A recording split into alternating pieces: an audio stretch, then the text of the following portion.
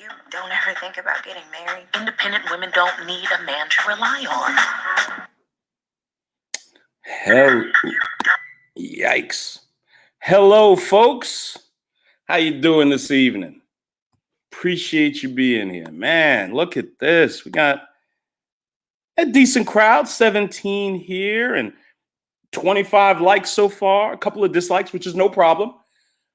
I don't know how Mr. Riley feels about dislikes, but they don't bother me. It just shows engagement, of course, which is always good for the channel. And I want you folks to come in, have a seat, make yourself comfortable. You know, as a couple of creatures in the black YouTube space that thought that they could silence me. One of them being a woman I referred to as baby mama number 5, the slob from Seattle. And the other is a new enemy of mine. She decided to make herself one. We're going to call her Slob Says. Slob Says of the crime fraud syndicate B1. You know, she defrauded Bayou Bunny. I've put out an APB for Bayou Bunny. I've put out a couple of community posts atting her name, hoping she would make herself known and come and talk to your brother, because what I'm going to do is the single most in-depth interview of the fraud that was committed against her by Slob Says and the Crime Fraud First Network. Okay? The most in-depth interview you've ever seen. If you go to Lilbignate's show and check out the interviews I've done, I'm a pretty in-depth interviewer. I'm pretty good at it, okay? I've interviewed the host of this channel, the one and only Bernard Riley. I've interviewed my man GMB, my brother LAR, Sub-Zero, all what I think were great interviews. Many of them with my co-host, Sir Tice. Salute, Sir Tice, if you listen. But I want to do, my heart is filled now with a desire to do an interview with the one and only Bayou Bunny. I don't know where she is. I don't know if she has a channel. So if any of you come across her, no, my channel's still there, brother. My channel's there. Baby mama number 5 got a copyright strike against me. So I'm down for 7 days. I should either be able to broadcast Saturday or Sunday, or it might be Tuesday. It all depends on how it falls down. Technically, it would be 7 days would be Sunday. So I might not be able to broadcast till Tuesday. But until then, as long as this venture goes well, I'll be broadcasting from my brother's platform, Bernard Riley. You see, baby mama number 5, you can't shut down an industrious, intelligent man, you slob of a woman. And as far as Slob Says of the crime fraud syndicate bullshit one, you can't shut me down either. You sending your troglodyte baby mama failures over here to downvote my video did nothing. It was the copyright strike that did it. Slob Says, you criminal wench, you thief, you scoundrel of a woman. You see, folks? Well, first of all, let's get the formalities out of the way. My name's Nathaniel, the Lilbignate Show, and as I said, I received a copyright strike for the show I did Saturday, detailing, it was just my analysis of the slob from Seattle, baby mama number 5, and the servicing she did of her Mr. Charlie, Brian. She was on her knees, just a slobbering and a sucking. You should have saw it. It was incredible. Brian, this beneficent, wonderful white man, almost had our slob from Seattle in tears. In tears. She was so moved by how kind he was and how highly he spoke of the ABW. She literally almost had tears in her eyes. This is the same woman that would call white people albinoid devils and every other horrible thing you can imagine. What a contradictory, hypocritical wench. But, my enemies' enemies are my friends or something like that. The saying. And, she's looking for white men who hate black men as much as she does, and she found one. You know what I think, though? I think that Brian has a connection to the Slob Says crime and fraud first movement. If you ask me, maybe Brian is the father of Slob Says' two half-white children that baby mama number 5 spoke about on Ramil's platform. I wonder if that's the case. I got to get really in depth to all this stuff, man. Got to get really deep into it. Got to get really, really deep into it, man. Oh, no. Hey, my man, I'm working on it, bro. I'm working on this, bro. I'm working on it. Don't worry, GMB. I'm working on it. I'm fighting the strike. And again, it's only 7 days. And if the copyright strike sticks, it'll be off by September. So no worries, bro. No worries. No worries. And this is not a joke, C. Iverson. If you don't like it, you can leave, sir. It's not a joke. My brother gave me his platform to broadcast from while I'm dealing with my strike. Okay. It's called finding a way out of no way. It's called problem solving, which is what men are famous for and valued for. Well, problem solving men are valued in other communities, just not the black community. Okay. No. I'm not giving her any clout, sir. I have the right to address the content just like everyone does. I don't really do content on her, Mr. Iverson. She decided to bring a white man into a black space to attack black people. So I feel it's my duty to attack them, which is what I did Saturday. And made a whole bunch of money doing it too. Now, let's break down how things work here tonight. And every night you see me on my man's platform, The Bernard Riley Show. All super chats, of course, will go to my brother, who so graciously opened up his platform for me to use. Thank you, Mr. Riley. I appreciate it so much. So gracious. I really don't even have the words to describe how much I appreciate what you did for me, bro. And you see how men think? You see how men move? I've been an arbiter of good spirits and fairness and decency in this space. And because of that, this brother trusts me with his platform. So please, even though I've never received a super chat myself, my channel's not monetized, you can super chat Brother Bernard, super chat any questions. I'm keeping my eye on the chat so they can be addressed. And Bernard will not be too far behind to drag them to the screen for their proper acknowledgement. Okay? And also, you can hit your boy, all those of you that have come from the Lilbignate show to the Bernard Riley show to see this a sister brother broadcast. I saw Snuggles. She or he, I'm sorry, Snuggles. You were confused about what the title meant. A sister brother broadcast is my man Bernard Riley assisting me while I'm not able to live stream. My channel is still there. Everything's fine. I'm just not able to live stream from my channel right now. But my man Bernard Riley came through. Again, ladies, this is what makes men so valuable. We are problem solvers. Again, every other racial group seems to understand this except ours. Very unfortunate. Very unfortunate.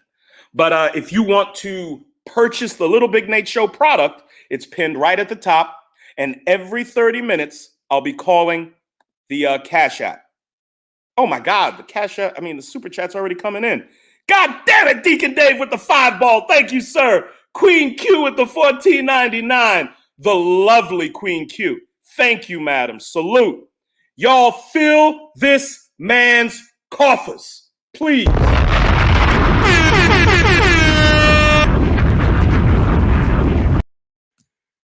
at that. He's even doing the sound effects. I love this shit. I love it. I love it. I love it. I love it. And of course, my man put at the bottom of the screen how you can hit your boy. I'll be calling them out in just a few. And you still, if you do the 20 spot, you'll get Ayanla's famous Stand in It with her. So make sure you hit Lilbignate. And dude, we're going to have a ball tonight. We are going to have a ball. We are going to discuss whether or not the American black man is worthy of submission. Now, I am going to juxtapose another question to that. Didn't put it on the thumbnail, but I'll let you know about it. Is the ABW, in a collective sense, worthy of consideration? We are going to deal with these two converging ideas simultaneously. Is the black American man, worthy of submission? Is the ABW worthy of consideration collectively? Let's figure it out, folks. Again, please hit your boy, $, show that baby mama number 5 scoundrel and that fraud first, crime first skank slob says, show him you ain't playing. You hit my man. God damn it, GMB. Salute, sir. You show them just how serious we are about black men having a voice and black male media. I'm the kind of nigga that's going to find a way out of no way. Always.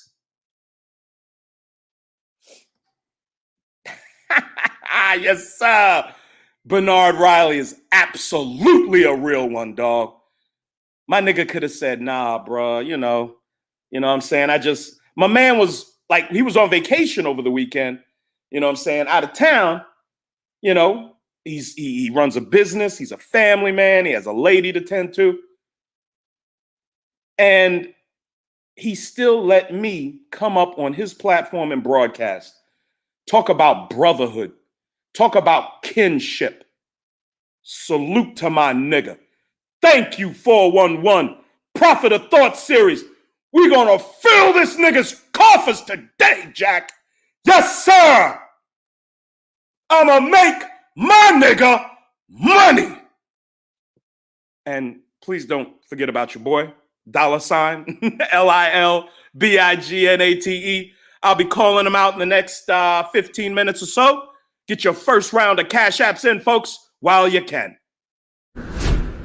Only from TPOT Media. Open your minds. My man in the background doing his thing. I'm not expecting any of that stuff, so kind of catches me off guard, man. But salute to Bernard Riley, man. All right, folks. Got 5 on it. 5 on me too, bro. Oh, thank you, brother. Yes, sir. Kenneth Williams in this bitch. Thank you, sir.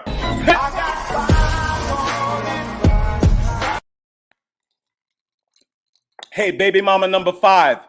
Do you see all these black men and beautiful black women coalescing around this situation, supporting the brother who's supporting me? You see that, you dirty, dingy, stinking slob of a woman? You see that?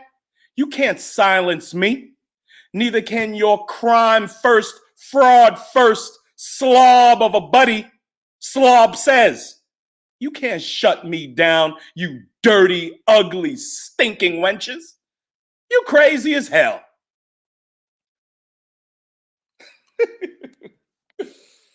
Now, let's get into the subject matter, folks, okay? All right, so let's define submission real quick, all right? Because, you know, on my channel, I can kind of run it like I want to, but I am a guest on my brother's channel, so I want to move up the pace a little. Let's define submission, shall we?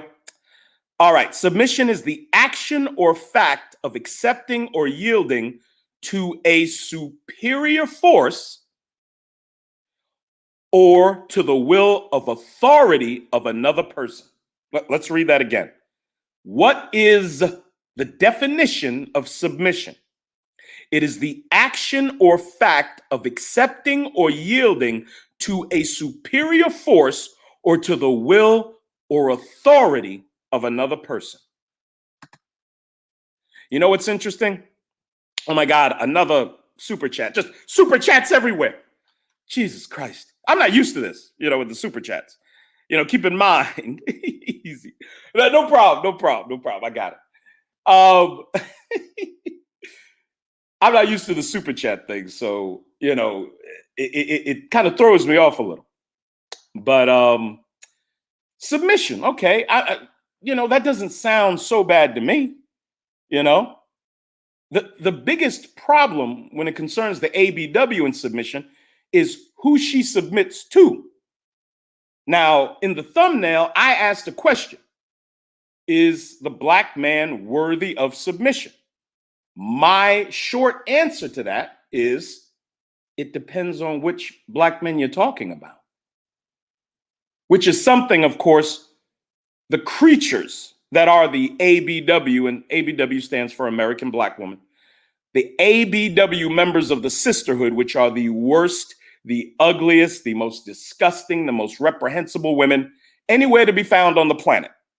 They murder 40% of their children through abortion. They're filled with hate and vitriol. They're incredibly abusive. All of you have had dealings with the ABW members of the sisterhood, okay?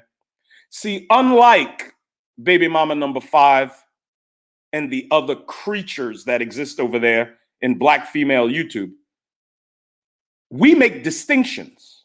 I make distinctions, okay?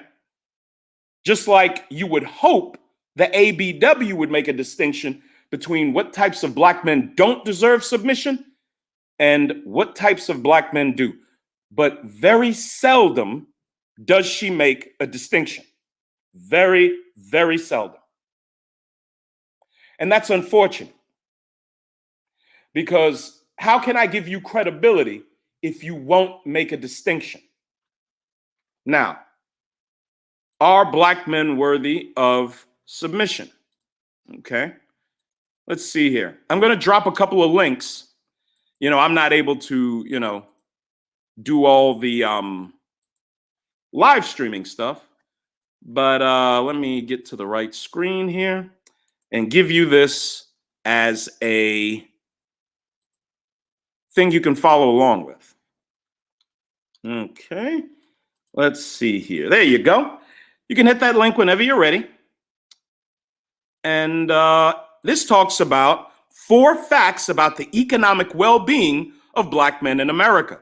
This is from the Institute of Family Research. Feel free to read along with me if you'd like. Too often, much of the news about Black men in America is sobering, if not depressing.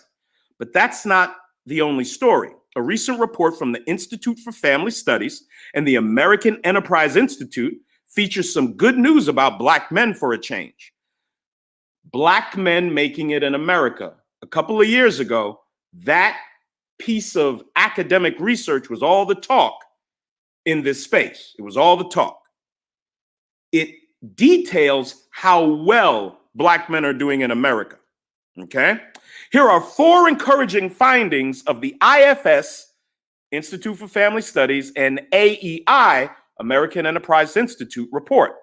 A substantial share of Black men in the United States are realizing the American dream, at least financially, and a majority are not poor. That flies in the face of all the dusty trash bag talk from baby mama number 5 and Slob Says.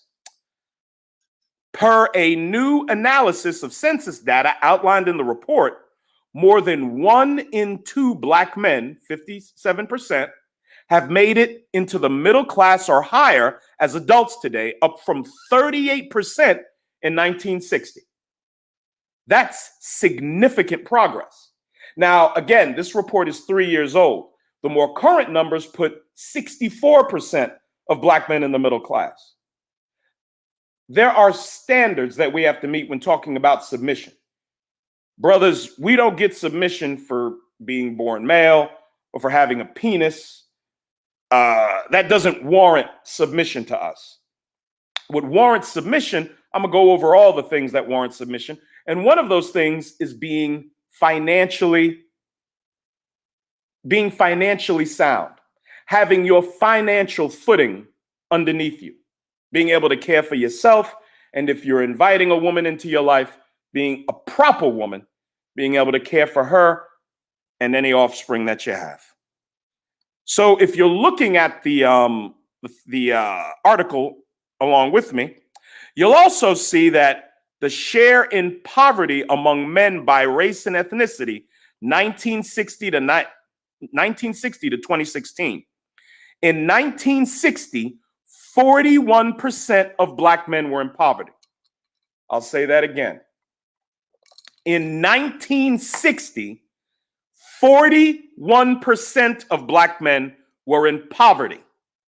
In 2016, that number's down to 18%. From 41% to 18% poverty. Wow. Think about that. This flies in the face of all this dusty talk, doesn't it? Doesn't it? Where do these women find their research? Where's the academic research that supports any of these bile-covered creatures and their assessments about all of Black men? How come they never have any stats they can point to? These filthy troglodyte creatures. Shout out to my man CB75 with the Cash App $4.99. Again, I'm not in control of the sound effects, brother. I'm so sorry. So sorry. I wish I was, man. There we go. All right. Oh, okay. Cool deal. I got you, Bernard. I got you. Okay, if I share the screen, how do I share the screen? Let me see if I can figure that out real quick. Give me a second. Okay, I can share a screen here. I didn't know that. Wow. Here we go. Okay, here you go, Mr. Riley. I so greatly appreciate it, sir. If you wouldn't mind sharing that, sir. There we go. All this internet stuff. I'll get the hang of it before long. 4 facts about the economic well-being of Black men in America, baby. All your talk, ladies, about dusties and ain't, S-word, N-words. I promised Bernard Riley I would try my best not to curse. I don't want to disrespect this platform. I don't want to get him in any trouble. You know what I'm saying? So we're going to keep the cussing to a minimum. All my episodes of WND this week will be the more mild ones that involve very little profanity. But I'll still give you WND episodes nonetheless. Okay, so there we go. We see 41% of Black men in poverty in 1960. We go all the way to 2016, and it's down to 18%. Hey, ABWs, I believe the French call that progress. I believe that's what they call it in France. Progress. Say it with me. Progress. All right? Education, work, marriage are central to the economic success of Black men in the United States. Now, this is funny because marriage is not central to the economic success of the ABW. She doesn't consider marriage at all. Let's be honest, collectively, ladies, you don't. Some of you do. You're starting to get the message. Shout out to my man, Kevin Samuels, doing his thing. Oh my God. Speaking of Kevin Samuels, did you folks know Mr. Samuels shouted your boy out yesterday? Yes, he did. If you go to Kevin Samuels' video last night, you fast forward it to the 43rd minute and let it play for about a minute. Kevin Samuels shouted out your boy, Lilbignate. I had gone out, my son and I were out, and we get home about 11 o'clock. I go upstairs in my bathroom, washing my face, and I get all these texts, just text. Got a text from Theodore Wolf. Shout out to my man Theodore Wolf if he's in the chat. Got a text from my man Sir Tyson. I got a text from a man up in Charlotte, my man Jay. And Theodore's text said, "Congratulations, bro, man. Salute." I'm like, what are you talking about? Got another text from my man Jay in Charlotte. He's like, man, did you hear what just happened? I'm like, nigga, what are you talking about? And then Sir Tice texts me and says, he said, Nate, man, Kevin Samuels just shouted you out. I said, what? I said, what the hell is this nigga shouting me out for? I'm just a little YouTuber. I have 1,300 subscribers, y'all. 1,300, which is not bad for 3 months in. And it's not bad at all. But again, it's 1,300 subscribers. This guy has a platform with 1 million subscribers on it. You know, I did a little math. 1,300 is 0.13% of 1 million. My platform is 0.13% of his, which means I'm not even 1/5% of his platform. But that brother shouted me out regardless. Now, the interesting thing about Mr. Samuels is he doesn't strike me as a guy that does a lot of stuff impromptu, you know? Please don't forget, super chat your boy Bernard Riley and hit your boy Lilbignate, $Lilbignate. But again, Mr. Samuels doesn't strike me as the kind of guy to do a lot of impromptu stuff, right? So I'm sitting here last night wondering, me and my son are talking, and I'm like, do you think this was just some impromptu, he was saying something and my name happened to go along with it? Or was this calculated? Like, did he really want to shout me out? Either way, Mr. Samuels, I appreciate it. Thank you. I really do. My platform, that's 0.13% of his. Talk about David and Goliath, boy. Wow. But man, look at what we can accomplish if we work together as men. We all know the effect. Well, we don't know all the details of the effect, but we've heard about the effect that Mr. Samuels had on Obsidian's book, catapulting it to #1 in one of the categories there on Amazon. I imagine Obsidian is figuring out what to do with all that money. Very interesting. And all from a connection from this gentleman here, Mr. Samuels. So instead of all the anger and animosity and jealousy, why don't we just try to work together, man? Look at what I can accomplish working with Bernard, Let's let bygones be bygones, man, and let's work together, But anyway, back to the regularly scheduled program here. Let's see. All right, education, work, marriage are central to the economic success of Black men in the United States. Black men who work full-time, earned at least some college education, and married are significantly more likely to be members of the middle class.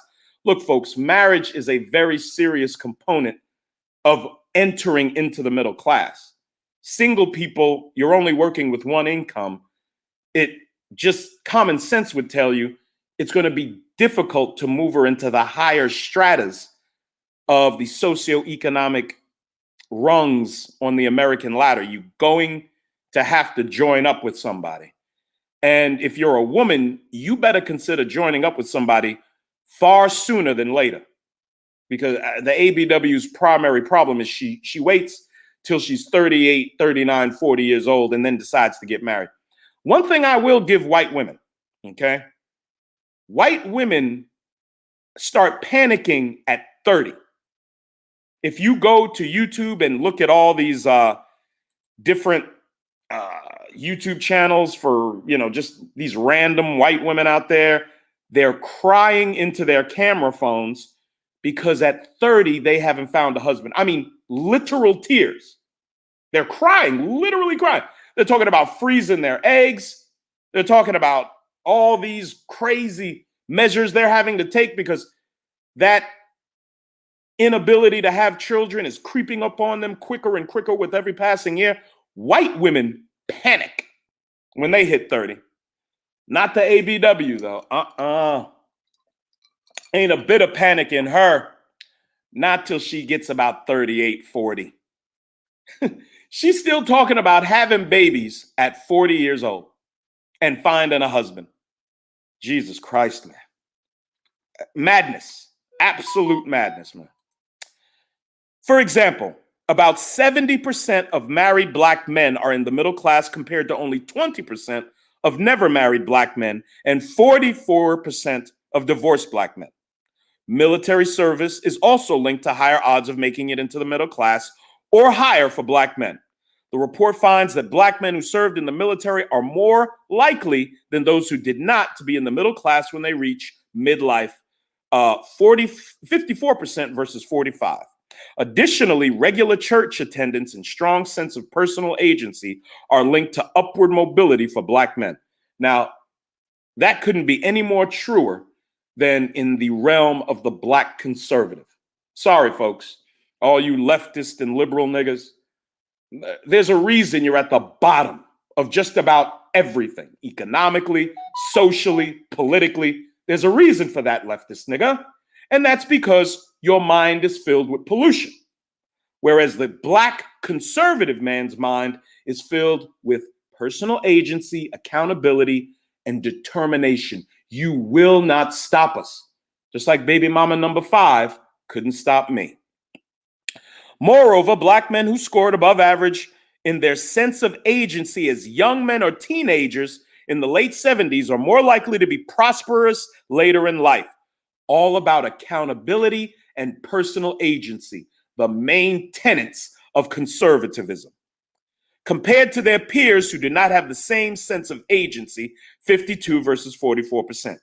Agency was measured by reports that they are directing the course of their lives versus feeling like they are not in control. What are the biggest differences between the leftist black man and the conservative black man?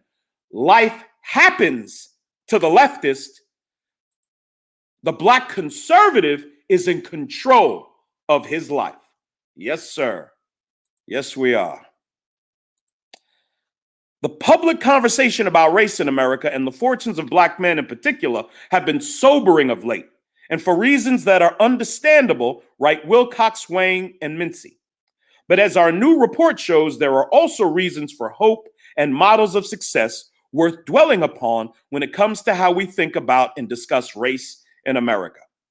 Again, I'll drop the link again for you folks if you want it. We're about to call this first round of Cash Apps. Let's see here. Man, there's so many moving parts to this thing. I apologize. I apologize. All right, here we go, folks. Let's see where we're at with my Cash Apps. Y'all been hitting my man, Bernard Riley, with the super chats. I so greatly appreciate it. Thank you so much. Let's see here, folks. Give me 1 second here. All right, we got my man D-Rock Den with the 5 spot. My man DeMac the Trucker with the 5 ball. Thank you, sir. My man Xavier for this official collab. Thank you. My man Xavier with the 5 ball. C5B9 Mac with the 10 spot. Thank you, sir. Sir Tice. This is great. Yes, it is, isn't it? God damn it, man. It's great. With the 6 ball. The lovely Miss Melody with her 10 spot, and my man Leon with his 10 spot. Thank you, folks. Thank you so much. You know, collectively, you all have earned a stand in it. I'll give it to you. My work was to help my son understand it so that he would know how to stand in it with a black woman. Stand in it with a black woman. Now, let's jump over to the side. Again, we're talking, is the black American man worthy of submission? And we're going to juxtapose that question to the question of, is the ABW worthy of consideration in a collective sense? You know, should competent, productive, family-oriented black men continue to give consideration to the ABW? All right. Now, I'm going to share another stream, Bernard. Give me a second, sir.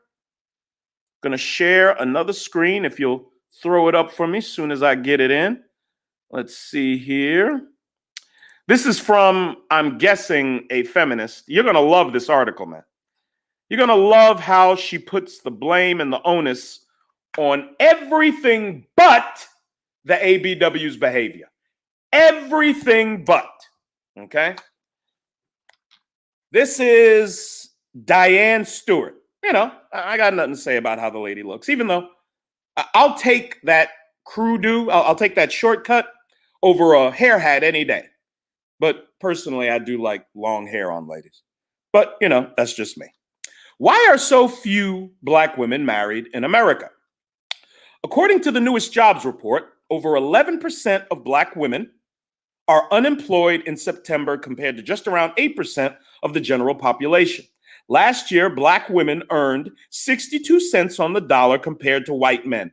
They never tell you that Black women are primarily involved in government work and in retail. That's why you earn 62 cents to white men who are involved in all sorts of high-tech endeavors and businesses. But all they can do, all any stupid leftist can do is throw out this goddamn number that's supposed to make men feel bad. You're not supposed to make the same amount of us as us in a collective sense. Now, job for job, if you come with the same set of skills, fine, pay the woman the same. But you're not doing the same jobs. Ugh, that's why I hate leftists. 62 cents on the dollar compared to white men. The economic racism and sexism that Black women face are reflected in the rate of marriage for Black women. Whoa, slow down, folks. Did you just hear that? She's blaming Black women's abysmal marriage rate of 26%. Only 26% of Black women are married in America. 1 out of 4 of you married. 1 out of 4 of you knowing what it's like to have a husband, to be covered, to be provided for, and to have proper protection. Not the nonsensical bullshit you talk about when it comes to protection.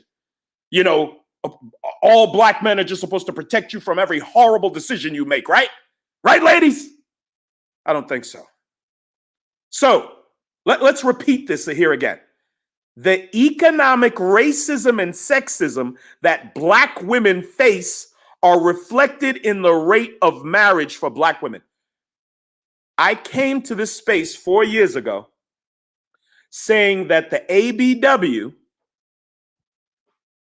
I appreciate that, a sower of seed. Appreciate that. Another 5 ball. Go ahead and drop your bomb, bro.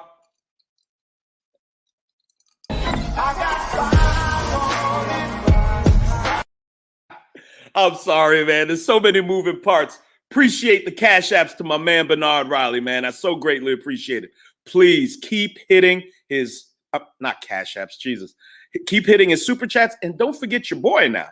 Don't forget your boy now. Hit your boy, Lilbignate. $ Lilbignate right there at the bottom of the screen. Now, she's blaming Black women not being married on racism and sexism.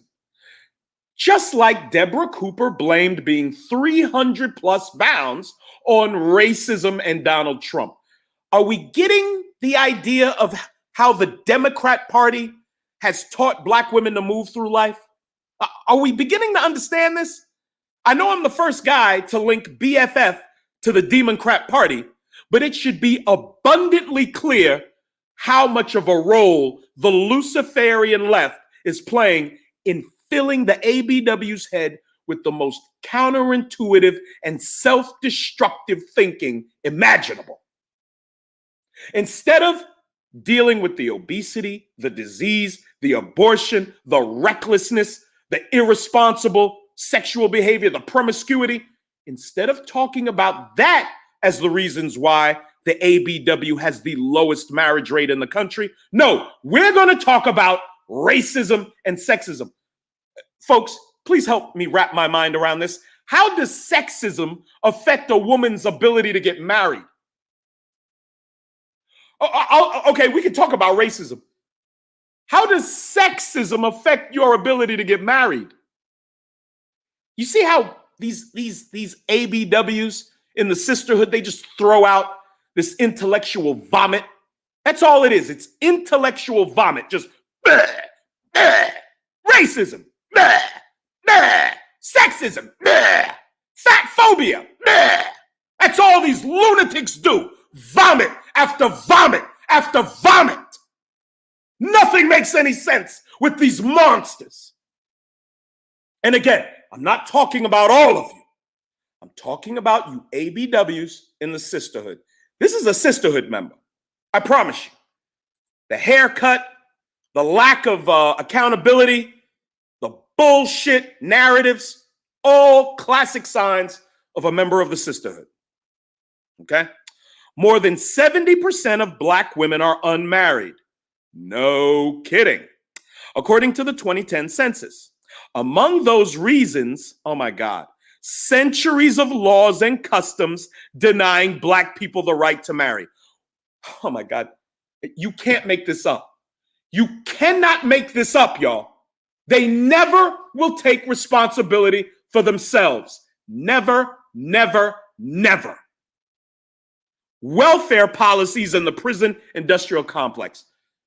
Madam, how did we go from a marriage rate of 80% from the late 1800s to the mid 1900s? 80%, highest rate of marriage in the country of any racial group, only to have it dwindle down to what it is today. How could that be blamed on racism? There's less racism today. But this is what you get when you're a leftist and a democrat. I hope he doesn't mind me using those words. I hope so. Marketplace host Kai Dizdal spoke with Diane M. Stewart, a professor of religion and African American studies at Emory University, about her new book, Black Women, Black Love, America's War on African American Marriage. Oh my God. Oh my God. So now America has a war against Black marriage. Let me tell you something, ladies and gentlemen. The only one who appears to have a war against Black marriage is the ABW. I'm sorry. I'm sorry. According to a Essence magazine article that I saw in 2017, 57% of Black men wanted to be married. And from what I've heard from Mr. Samuels and Obsidian and a couple of others, I think the number's in the 20 percentiles, like 27, 28% of Black women want to be married. Why would you want to be married, ladies? Why would you? You're so focused on your career. You're so focused on getting those fancy learning papers that don't seem to do you much good. Ugh, ridiculous. Bernard, we got another one. We got Miss Melody, who just celebrated her 1,000 subscriber mark. Salute to Sweet Melody Speaks. Y'all go and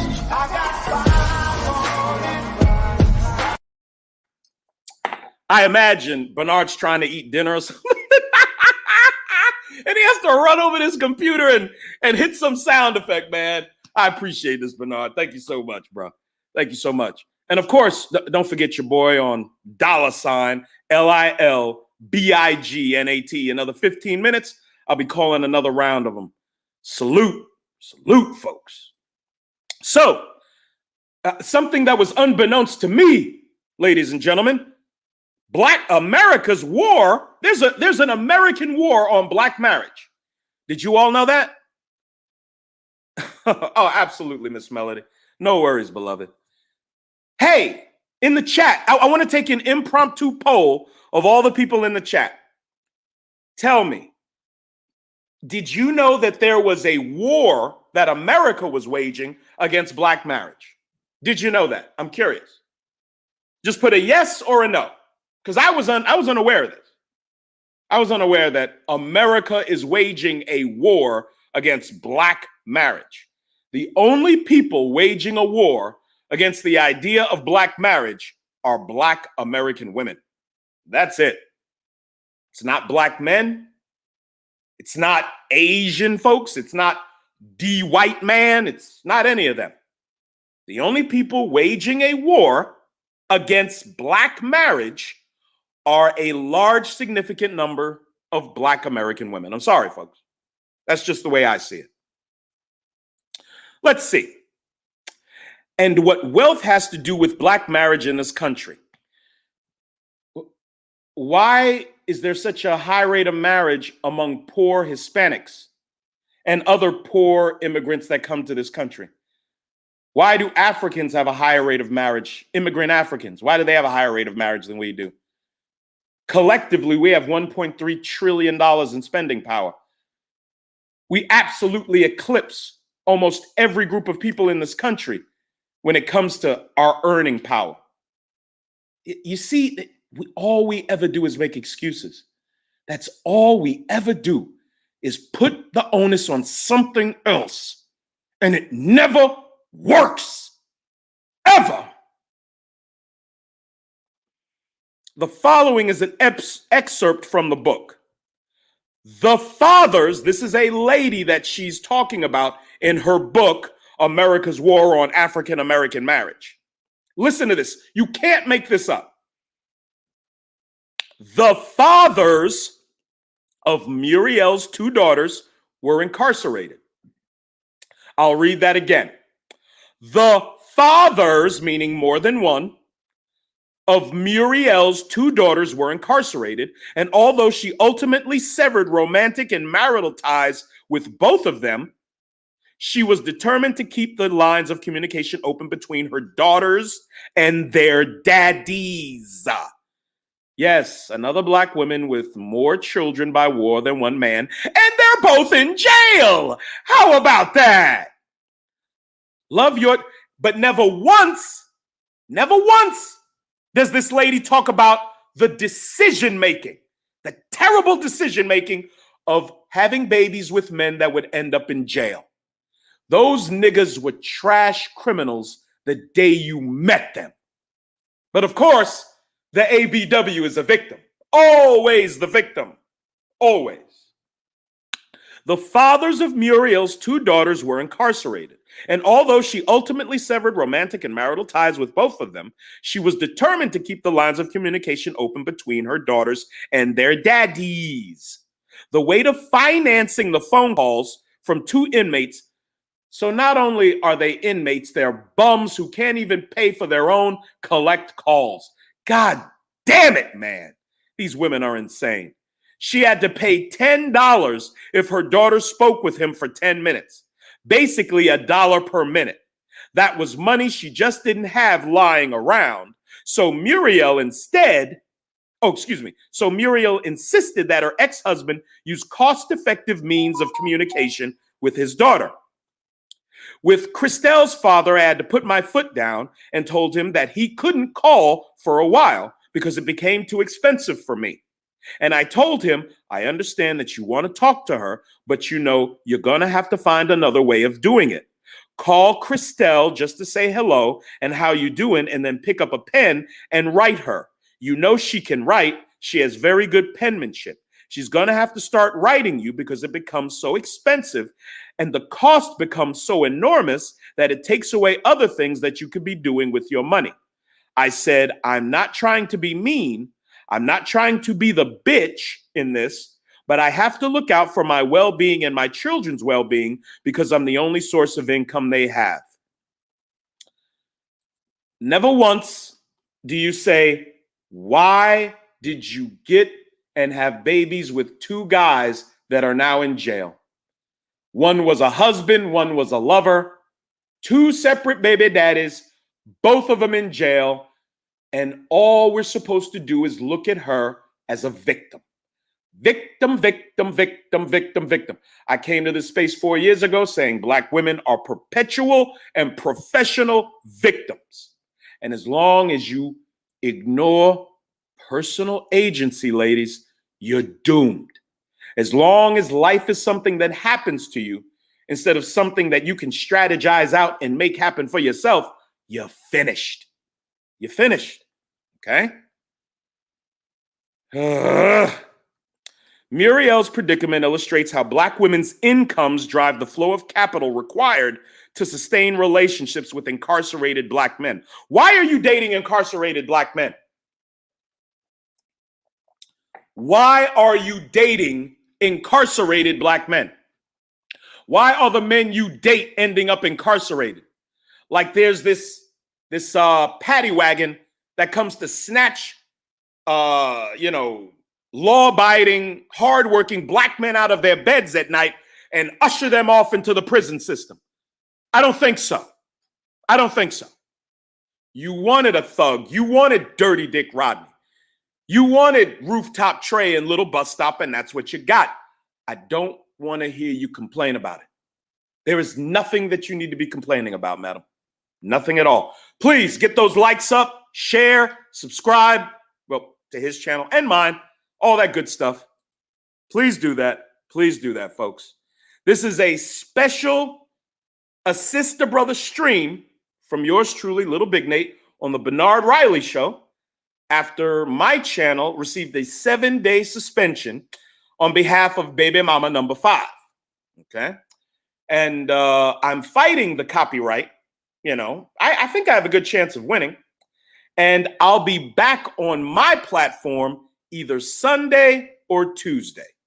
Sunday or Tuesday, folks. Just a little 7-day suspension. Oh, we got a new David Johnson, the a-hole. Super chat. We got a super chat, Bernard, if you want to acknowledge Mr. Johnson with his 5.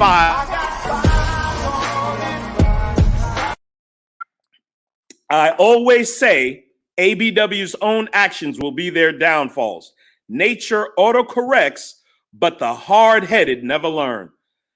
Masterful sentiment, Mr. Johnson, the asshole. Yes, sir. But let's get back to this blame game of Miss Diane M. Stewart, Black women, Black love. Muriel's predicament illustrates how Black women's incomes drive the flow of capital required to sustain relationships with incarcerated Black men. During the 1990s, collect phone calls, the only phone calls prisoners could make, entailed both collect call fees at long distance rates and a surcharge for each call placed, yielding revenue of up to $15,000 per year for each installed phone in a prison facility. While Muriel placed a serious limit on the amount she would give to filling the coffers of private predatory phone companies, Asha regularly paid monthly phone bills of $500 and $600. Well, madam, you're an idiot. You can, just like you did, tell those niggas to get a pen and paper and write their daughters. In some months, her bill even reached the $800 range. Knowing that Rashid was not at liberty to call her when he wished, Asha was forced to take expensive cab rides and cancel appointments to make sure that she was home on time to receive her husband's planned collect call. This is so ridiculous. Give me 1 second, folks. I'll be right back. 1 second.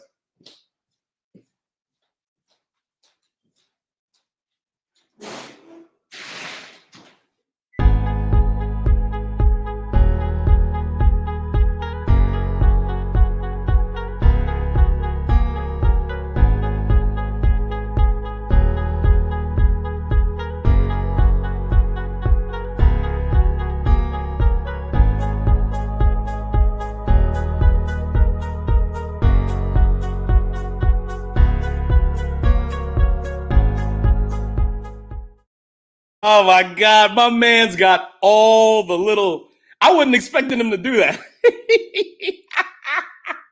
My man Bernard with the save, man. Salute, bro. I appreciate that, man.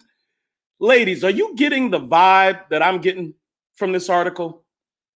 All it's ever about is blaming somebody else. And that's what you get from a group of women who have been under the tutelage of the Democrat Party for 2.5 generations now. They're going to be a group of women who have absolutely no personal agency whatsoever. Everything they do that's wrong is the fault of somebody else. Everything. All right, folks, here is that article if you'd like to read it. And if you'd like to order the book, what is it called again? Black Women, Black Love, America's War on African American Marriage.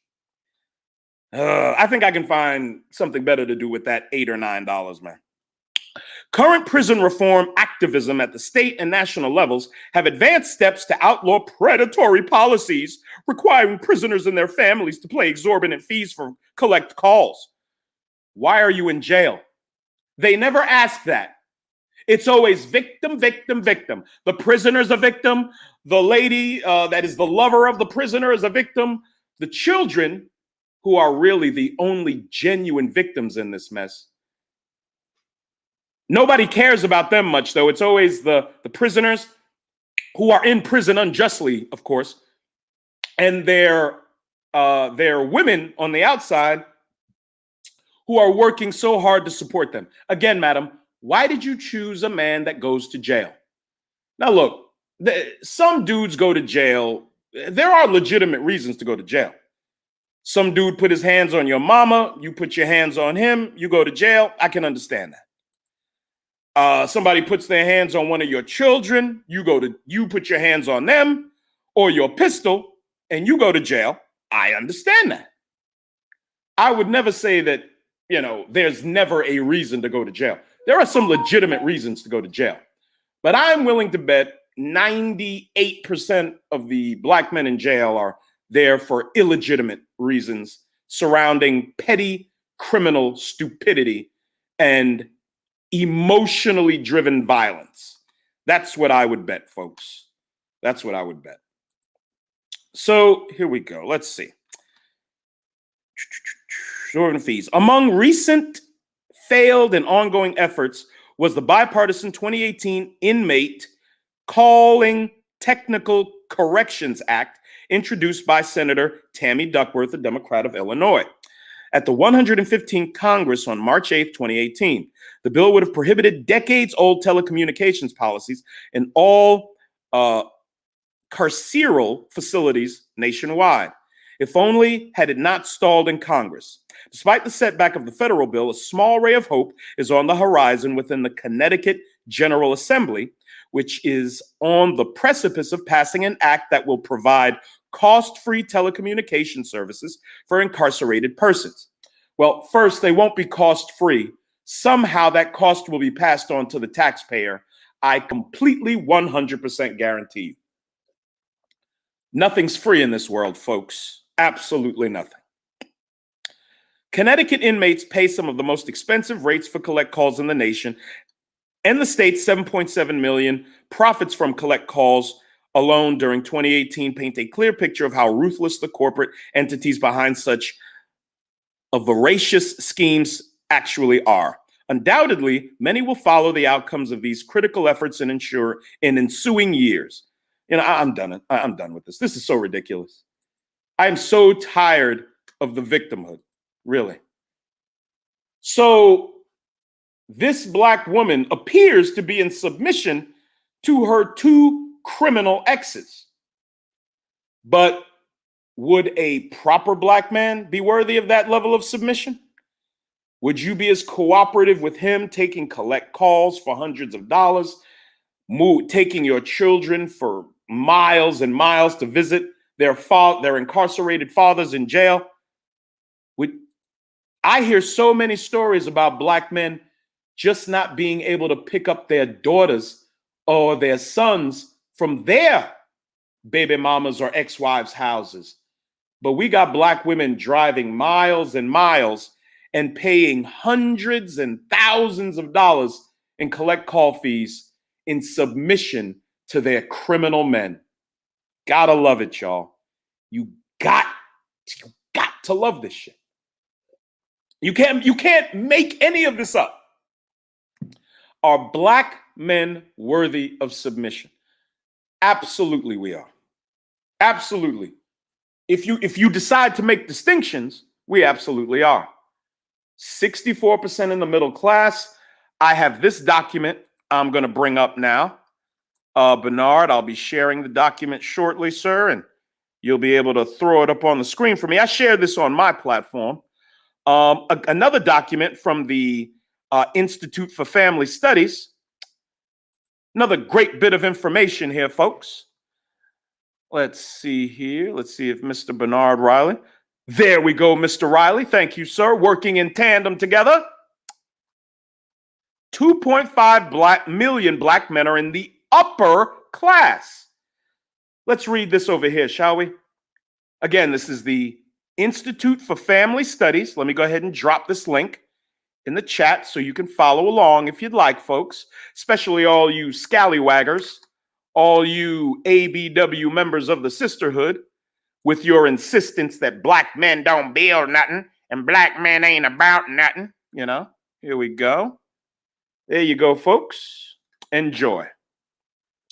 2.5 million black men are in the upper class, not middle class, upper class.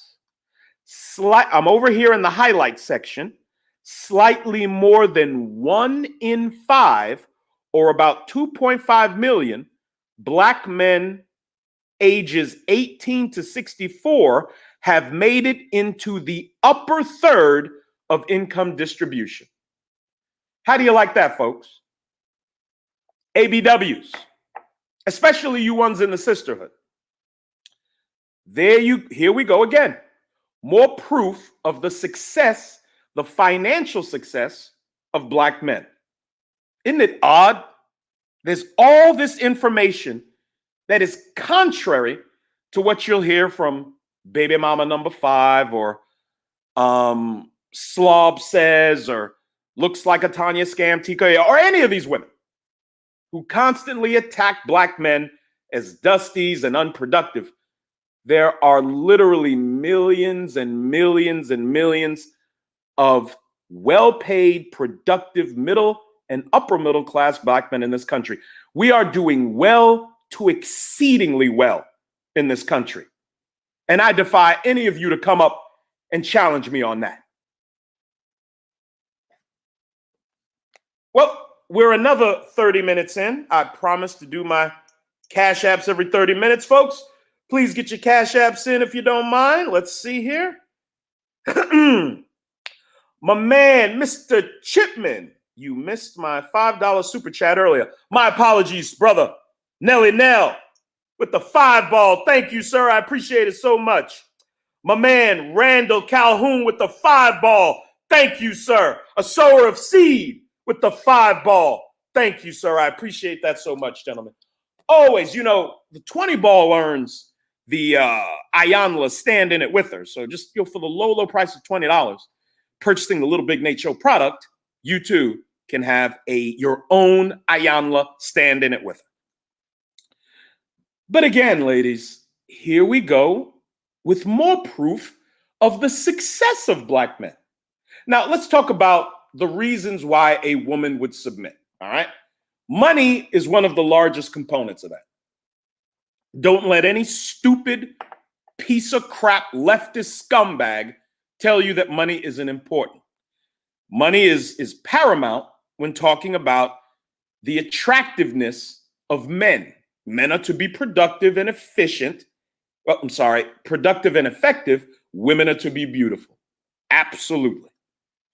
So we got the money thing out the way. Black men are making money. Black men are succeeding. Our only shortcoming is in entrepreneurship. According to blackdemographics.com, black people, this includes black women's businesses, which are almost overwhelmingly solopreneur endeavors. But black America generates 1 million jobs per year. Now you may say, well, wow, that's good. Well, no, it's not. No, it's not. The Hispanic community generates 2.5 million jobs per year. They are a larger community of us now, especially with you dumb Democrats voting for open borders, you know. And so, yeah, they outnumber us now, but they have 1.5 times the job creation than we do. Brothers, you know, when we have shortcomings, we have to acknowledge them. And entrepreneurship is indeed one of our shortcomings. Now, oh, we got another super chat. Golly, I'm so sorry, man. I wish I had super chats on my channel. I would love to have them. My man Bernard, do you want to acknowledge our brother with his super chat? Again, I imagine Bernard's eating dinner and I'm interrupting him, man. I'm so sorry. There we go. Hit him with whatever you hit him with, bruh.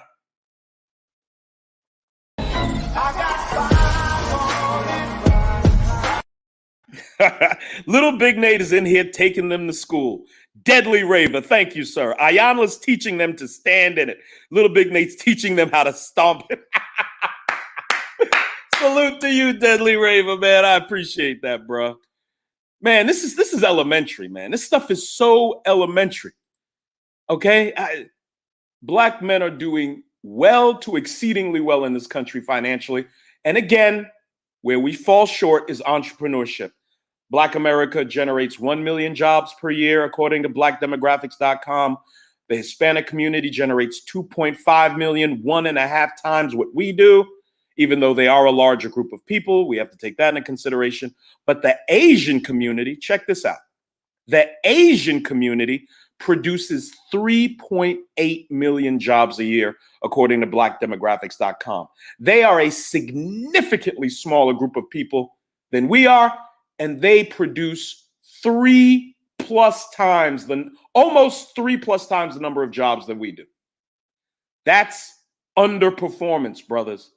And we don't make excuses for our shortcomings. We need to get into business.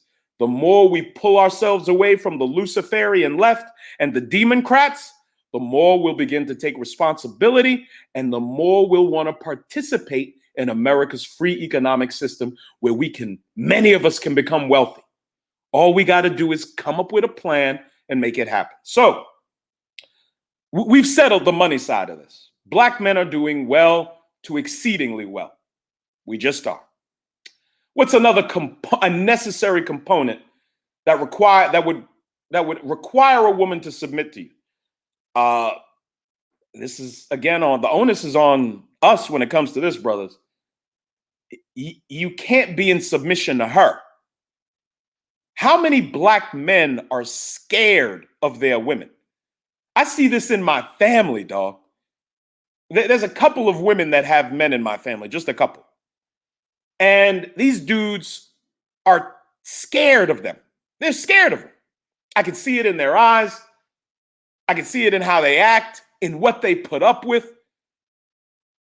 These women in my family have put on, one of them has put on probably about 60 to 70 pounds. And the other one, approximately 120 to 150. I am not kidding. That level of weight gain. And the men that they're with just sit there and accept it. They just sit there and accept it. Oh, I don't like to get into all the dating talk. Shout out to Alpha Male Strategies and others that do that. But that's not really my forte. However, there is a lot of pertinent information over there. You ought to keep a woman chasing your validation, sir. She should never feel comfortable. And the weight that you just heard me talk about are women that are comfortable, women that are not worried about their men walking away from them. Why would a woman be in submission to you if she doesn't see you as a dominant force or authority? Let's read the definition of submission again. Submission, the action or fact of accepting or yielding to a superior force or the will or authority of another person. If you listen to the Lilbignate show consistently, you will hear the only black women I give consideration to are the black women that want to be under the leadership of a proper black man. Those are the only black women I've given consideration to. All the rest of black women, I do not care about at all.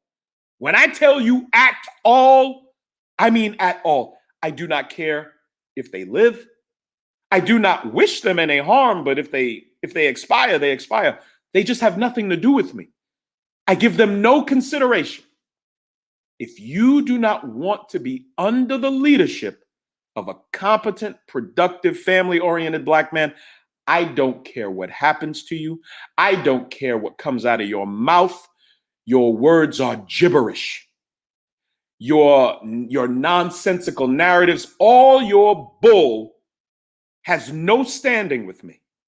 The only Black women, the only that deserve any consideration from us are the ones who will openly say, I want to be under the leadership of a competent, productive, family-oriented Black man. That's it. That's it. So if that's what you want, then what do you have to do to get that? Again, what is submission? Under a superior force. If you as a man aren't presenting yourself as a superior force over her, don't talk about submission. Keep your mouth shut about submission. You have no place asking her for that. If you do not act, move, speak, and guide her as a superior force over her. And a lot of you dudes don't do it because you're scared of her. I'm not scared of her at all. I don't know if y'all know, but when I first started going on panels, I would go on the panel of, those two ladies with the platform over there. And the very first time I went to that platform, I told them that Black women don't deserve protection. Imagine that. The first time I'm appearing on their platform, I tell them and their audience, Black women don't deserve protection. No, they don't. Not in a collective sense. No. Your behavior is so abominable. You are so out of pocket, as Sister Ayanla says. There is no way to collectively protect such a dysfunctional and chaotic woman. No way. All you're going to do is cost a bunch of Black men their lives and their freedom. And we're not playing that. Sorry. So you have to be the force over her. This is not about abuse. This is not about having to yell and scream at her. You don't have to do that. You need to look her dead in her fucking face and make sure she's aware of how things go here. And you can't yield any power over her if you're moving into her apartment. You stupid nigga. Moving in with a woman. You are insane. You are insane moving in with a woman. Real men build a world she can move into. I pay all the bills except one in my house. My son pays the Wi-Fi. Okay. Little $55 Wi-Fi bill. I said, this boy can pay this shit. God damn. But I pay all the other bills. Here.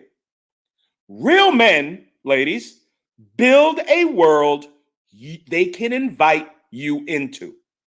At the very least, they can combine their resources with yours, and you two can build a world together. But most real niggas have already built a world you can move into. You insist that these men don't exist. I know every guy I know. I got one married friend, two unmarried friends. One owns a loft in Charlotte. One owns a beautiful new construction townhouse.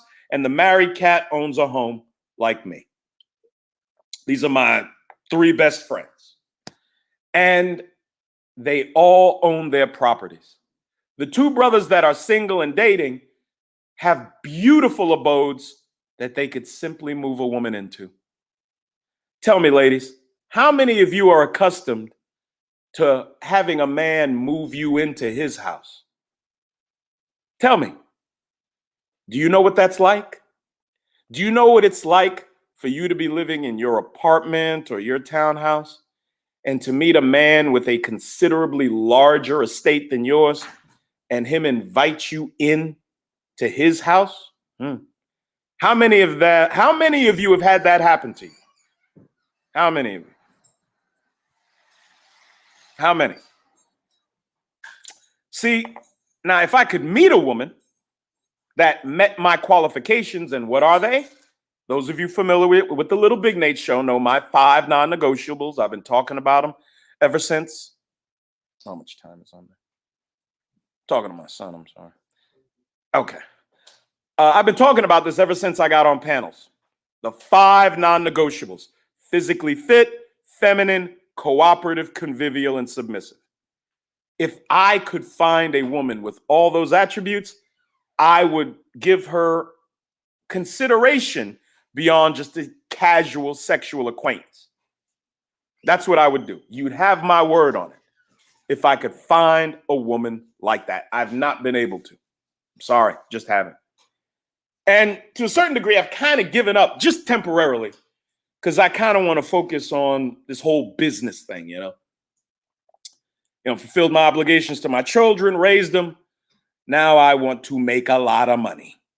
Speaking of which, I sincerely hope you're hitting that $LILBIGNATE. We got 15 more minutes before we open it up to our lovely guests, our wonderful chat. All will be able to come up and give their perspective on whether or not Black men are worthy of submission. And the question we juxtapose to that is, are Black women worthy of consideration in a collective sense? So again, we got these 2.5 million Black men in the upper middle class, which establishes once and for all that we're good when it comes to the money.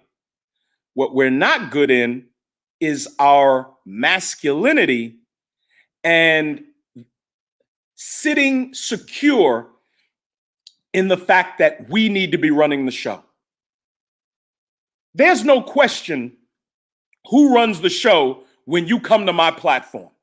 No question at all. If you were to ever come to my house, my beautiful home, there would be no question as to who runs this. You are to exercise dominion, gentlemen, over everything that's yours, including her. That's what you're supposed to do. How is that supposed to be done, though, however, ladies?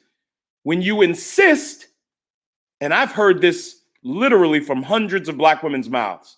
I've lost count as to how many Black women have said this. Ain't no man gonna tell me what to do. Ain't no man gonna control me. Ain't no man gonna have control over my life and my decisions. Okay, well, that's fine. You're an American citizen. We do not have a culture like they do in Middle Eastern countries and among the Amish and other Christian organizations, where we can control, the culture controls your behavior.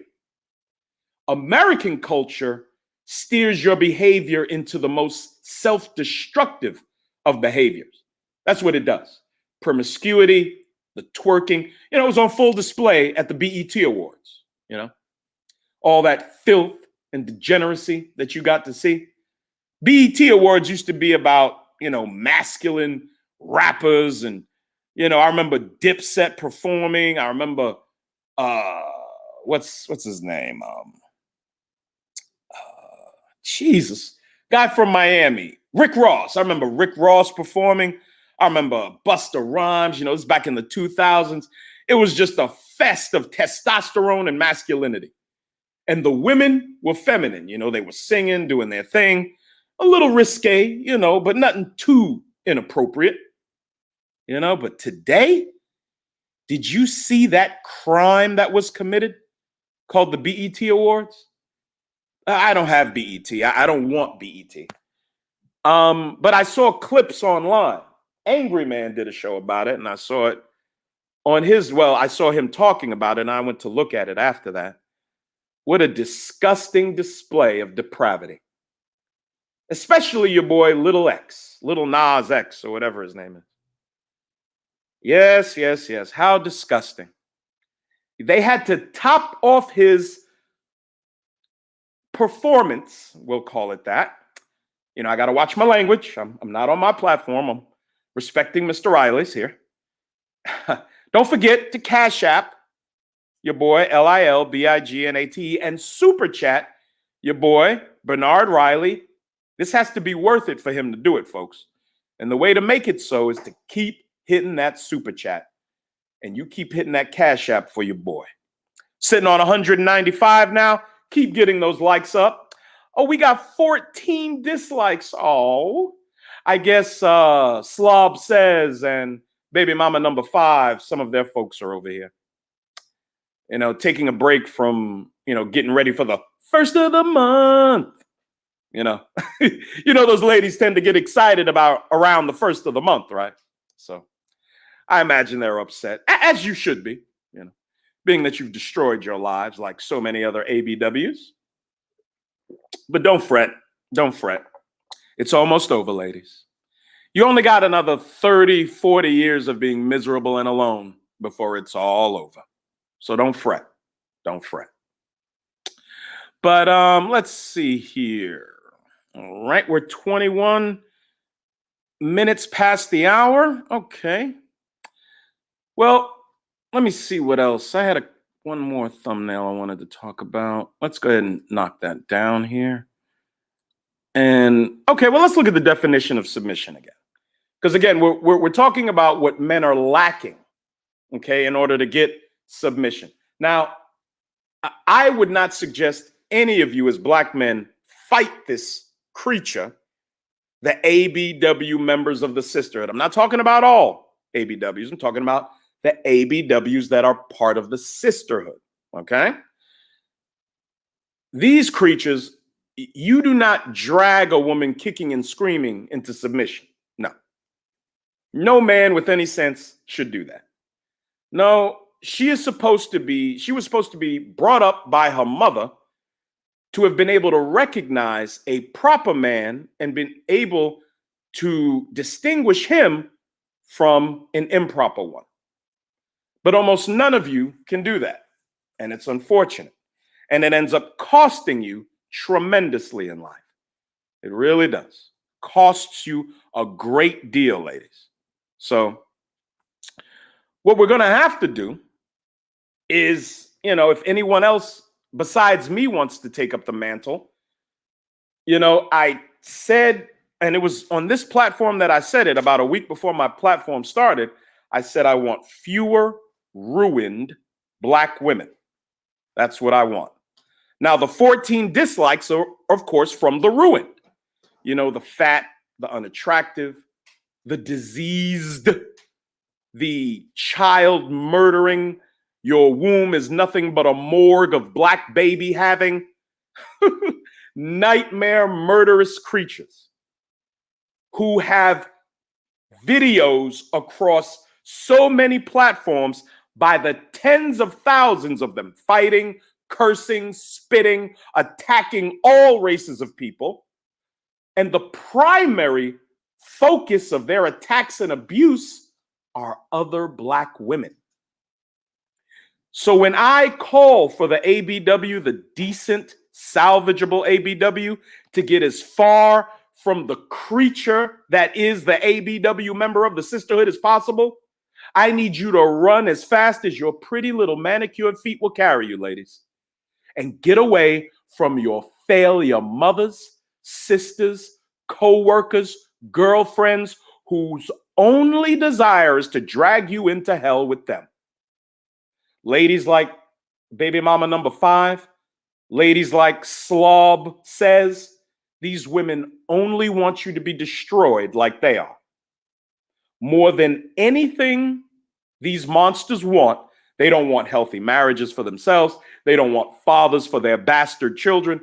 They don't want anything more than they want your company. They want to swell the ranks of the ruined. That's all they want to do. And I want to avoid you from being drug into hell with them.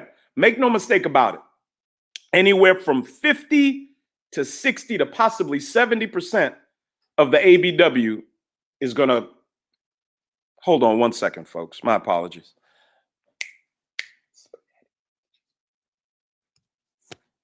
All right, I'm back. Anywhere from 50 to 70% of the ABW is not going to make it. She's just not going to make it. We have a calamity of such epic proportions coming with the millions upon millions of ABW and tens of millions of white women that are going to be in their 40s, 50s, 60s, and 70s who are going to be completely alone because they never thought marriage was something to give any type of priority to. They screwed away their best years, and now they had their time to blame men and say, where are all the good men at? When you had good men approaching you all through your 20s, you just didn't care. And now you're 40 plus, heading on, with more life behind you than in front of you. And you're going to spend almost all of those years alone. And the older and the fatter and the sicker you become, there are going to be opportunities for industrious young folks to make all sorts of cash, providing these tens of millions of women with the food, the transportation needs, the medicine, and the company that they're going to require. So if you are an entrepreneur, you may want to look into providing for the needs of these tens of millions of women.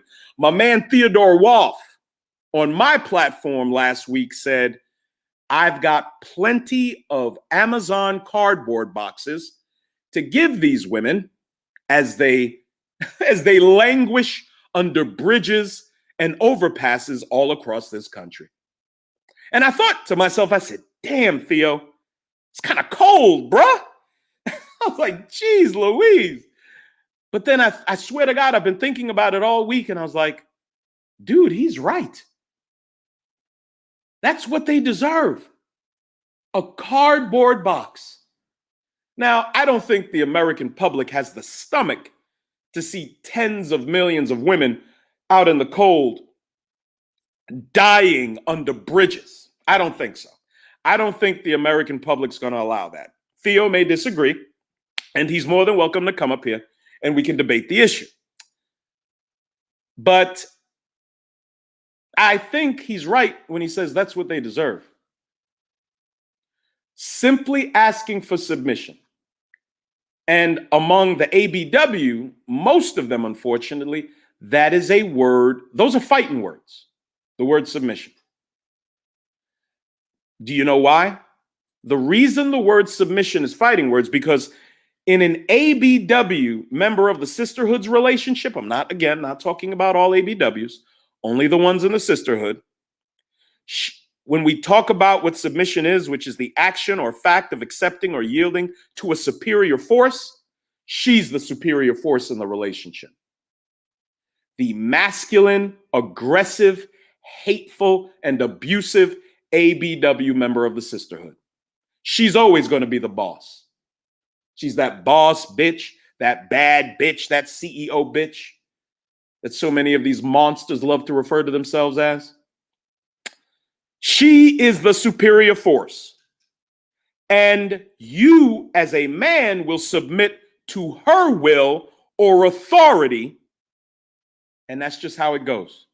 So if submission is a component to a healthy relationship between men and women, it's unfortunate. I don't know how many ABWs are going to qualify for that type of relationship. But we do have the types of women that could qualify for those relationships listening to this broadcast. All right? And I want you to continue to listen. Don't be offended. Don't let us being critical of the masses of these nightmare women, and that's what they are. They're nightmare women. Don't let our criticism scare you away. Do what I did when it came to my relationship with my father, all right? It was a very tumultuous, very bad relationship. And instead of letting it thwart my progress and growth in life, I took what he did and took it as a lesson. I saw what he did and told myself, This is wonderful because now I have a blueprint of what not to do as a father. And I did the exact opposite of everything that he did with my children. I want you to do the same thing, ladies. When you come to this space and you hear these men talk about how they can't stand fat women and they can't stand the bastard baby maker and they can't stand, promiscuous black women with bodies stacked to the ceiling on them. They can't stand the abortions and all the other horrible nightmare mess so many of you do. Use that critique as a roadmap of what you shouldn't be doing. That's all. And you'll find your way to winning, I promise you. You continue to listen to me, continue to listen to some of the men in the space, not all of them, of course, but continue to listen to Mr. Samuels. You'll be just fine. You listen to me in particular, I'll have you right as rain, ladies. Yes, I will. As long as you haven't destroyed yourself, I'll have you right as rain. I'll have you able to recognize which men you should cleave yourself onto and which men you should avoid like the plague. I never tell black women to listen to black men. Hell no. There are black men you should avoid like they would have AIDS dripping from their nostrils. I'm serious. Stay as far away from these filthy niggas as you can. The only men you should be listening to are proper men and the proper women that they co-sign. That's it. Nobody else. If not, you might find yourself listening to a baby mama number 5 or a slob says or a Tanya Scam TKO what is her name? Michaela Pink. All these women that are just going to guide you into hell with them. Why? Help me understand your propensity for loving losers. Just help me understand this. Help me understand this, man. You love losers. You love them. You follow them into hell. You ignore their crimes. You ignore all the horrible things they do, all the contradictory way they live their lives. And you continue to follow them because they won't hold you accountable. At the end of the day, nothing's more important than helping you avoid accountability, isn't it? You'd follow a known R-worder, child M-worder. As long as he's stroking your ego, you're just fine following him or her, aren't you? You love following failures into hell. Yes, you do. Well, again, black men in America largely are worthy of submission. We meet the financial standards. There's a growing number of black men, thanks to this red pill movement, to this MGTOW movement, that are understanding that you are not to be put on pedestal, ladies. You are to be given proper guidance. That's what you're owed if you're a woman that is worthy of it. Proper guidance. Let me bring you under my wing. Let me make sure you don't make any terrible mistakes that are going to cost you financially, cost you psychologically, emotionally. Let me make sure you're straight. And as long as you're an affable woman, you'll come under our leadership. And even though things proper men tell you may cause conflict within you, and they will from time to time, at the end of the day, what he's telling you is in your best interest. And if you follow it, you'll be right as rain. I promise you. So we are an hour 34 in. I am going to attempt to drop the StreamYard link. I think I can do that. Here we go. We're going to make our way. Gentlemen, ladies, whoever'd like to come up on this first broadcast, a brother with his own platform, joining with another brother while his platform is not able to accommodate me live streaming right now, but we're still getting it done. Would you look at that? Would you look at God? Would you just look at him? Would you look at God? Look at how we're doing it. Y'all make your way up here so we can have this conversation. My man Bernard, I'll need you to let the brothers or ladies up, whoever comes up, and we can continue this wonderful conversation we're having. I have been hit by my man Antoine Wood with the 10 ball. Thank you, sir. I appreciate that so much. And a gentleman by the name of Mr. C has hit me with a 20 ball, and we know what that has earned him. Sister Ayanla. My work was to help my son understand it so that he would know how to stand in it with a black woman. Stand in it with a black woman. Gotta love that, man. Gotta love that.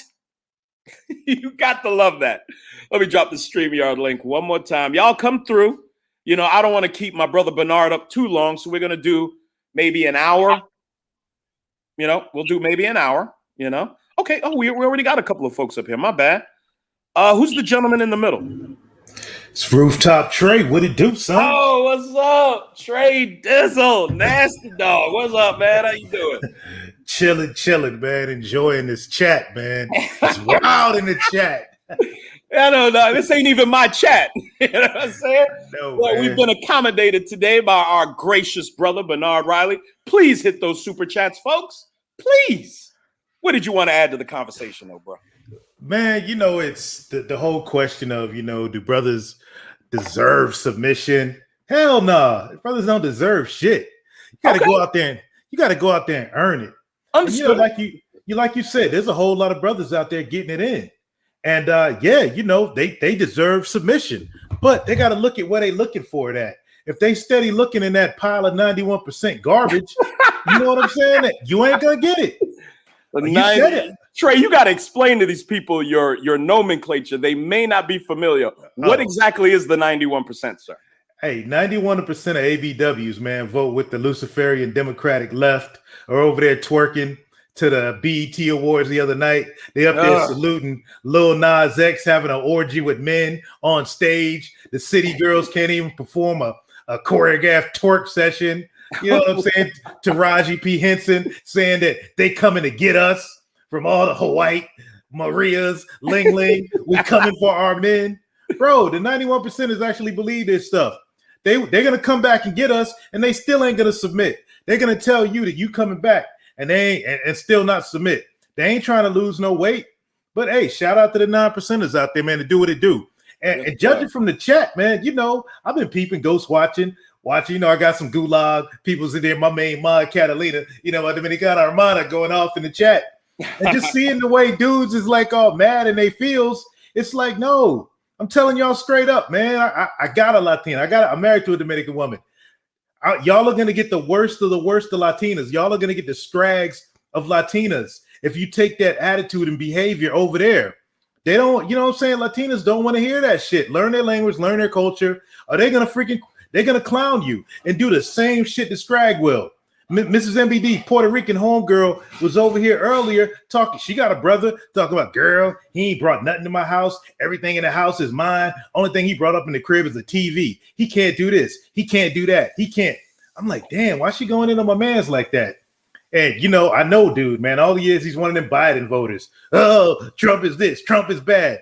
Man, she came around the crib, saw my big old daggone Trump hat. She ain't said a word. Came in my office, saw my big old Candace blackout book. She ain't said a word. Just looking at Mrs. MBD like, I want to be like you. That's it. Bro, I'm telling you, man, you got to maintain your frame and get the fuck away from the left. Yes, sir. Yes, sir. Absolutely. My man, Trey, the NBD. I think my man, Chaos Rain, was next. Hoop Jargon. The game needs Lilbignate. Yes, sir, it does. I don't know if there's an accompanying sound for $14.99, but if there is, Mr. Riley, feel free to play it. I don't know if there is or isn't one, but...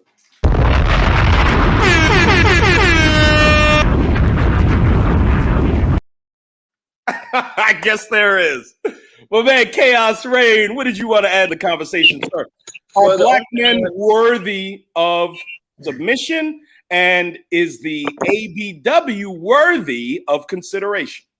Well, before I answer this question, I have to say this, brother. It's something about you. Now, no one can stop this man. He's able to be suspended and got the support of actual productive black men to get him back on the line. Thank you, sir. Now, Thank mind you, Lilbignate, how many people in the master that we could name off the back of the head could do has the capability and ability to do this? Bruh, I'm a problem solver, man. I'm a problem solver. That we all are, especially as center and center right leaning men, dude. All we know it's on us. Ain't nobody coming to save us. I can't sit around complaining about baby mama number 5 and the stratosphere. I can't complain about that. I got to get busy finding a way. And that's what I did. Thanks to my brother. And thanks to my brothers in the chat and the lovely ladies that have parted ways with their dollars. Please don't forget $, Lilbignate. Go ahead, Chaos. Yeah, and I'd like to give a shout out to Bernard Riley. You are a lifesaver, bro. You're the only dude right now that's keeping the consequences, putting the content that's needed for the black master, for every black man that's doing the content. Respect to you, Bernard. Yes, sir. I would say that. Now, for this question, only person that needs submission, if we're talking about black men, are the ones that's doing what they have to do. You get me?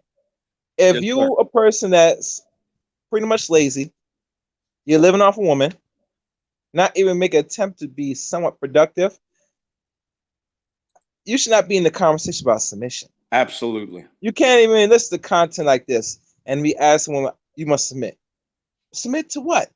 Anytime you raise your fucking voice in her fucking house, she has the right. If we could be easy with the cursing. Sorry. Yeah, I want to be easy with the cussing. Yeah. Thank you. On my platform, absolutely, but Yeah. Thank you. I get it, but if you raise your voice in her household, she has the authority to call Mr. Charlie and have your ass removed, and you can't do nothing about it. Yes, sir.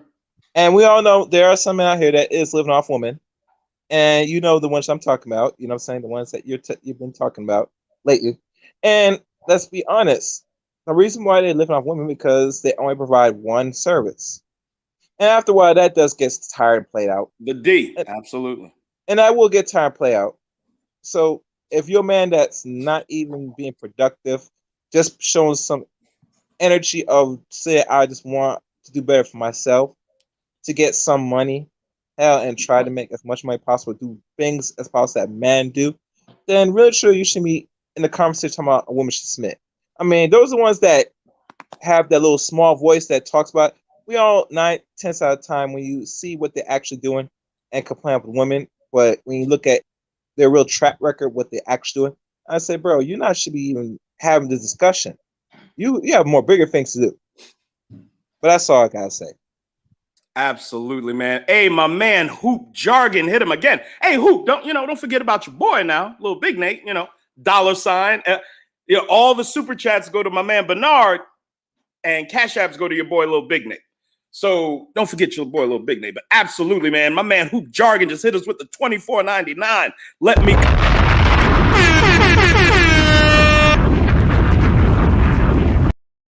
My man Hoop Jargon dropping that heavy shit. Yes, thank you, sirs. Appreciate it so much.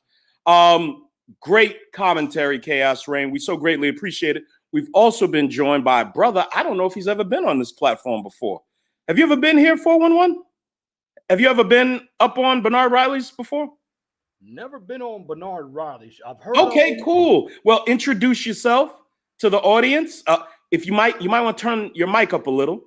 I want to see if you can get your volume up on your mic a little, and let them know who you are. Let them know about your channel, and what do you have to add to the conversation, sir?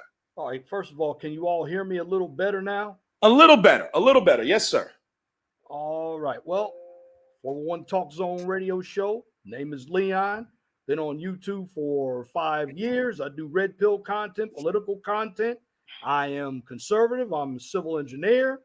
And I also have a second channel called the Mind of STEM channel. I did 3 videos last night. And I also do a blog talk radio show as well. So some of the content that Bernard Riley talks about, I get into as well. So, basically I came up with 411 just to put out information, because for Black people, we just don't do any reading. And No, we don't. I'm going to tell you something. This is going to sound cold. If I put a $50 bill in a calculus book, I guarantee that calculus book will still be there, because the brother's not going to look in the book to get that $50 bill, because they're going to be afraid to learn something. Not if I'm around.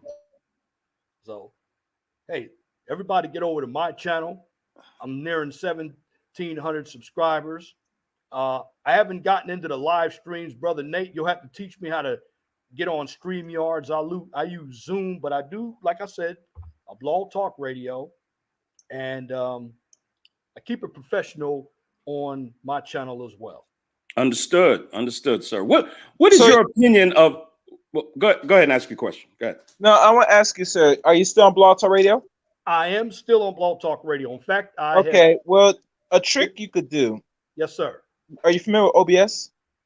I tried OBS. My computer crashed when I used OBS. So you have a desktop or your laptop? I actually have both. Now, all right. Well, put the email. I'll tell you a little trick. Since you Blog Talk Radio. Put it now. All right, and I'll try to snatch it. All right. Thanks, brother. All right. What's your perspective on this whole issue of submission? Is this something we should even be looking for from, the ABW? Trying to find one that would be affable to the idea of submission would be like trying to find that needle in a haystack, in my opinion. It's getting to that, if it's not already there. What's your opinion on that, 411? Well, you have to look at I'm just going to say the dude. A lot of these, I don't want to say a lot of these dudes. I'm going to just use the words number and percentage. A number of the brothers out here with nothing going for themselves do not deserve any type of submission. And I hear a number of them talking about being a king, but you can't be a king if you don't understand the responsibility of being a king. Well, and we need to stop using these words. Please, that was my next thunder. We need to stop the self-promotion of divas, queens, kings. I don't use those words. I base everything off of production. I mean, when you go to work, you are not going to evaluate somebody off of how much they talk or self-promote themselves. A relationship of any kind is a performance business, and we have to understand that. And I do see a number of guys moving in with women. To me, if you're a guy and you're moving in with a woman and she's paying everything, oh, stop it. You know what happens, brother? That woman will move on and try to get productive guys like us.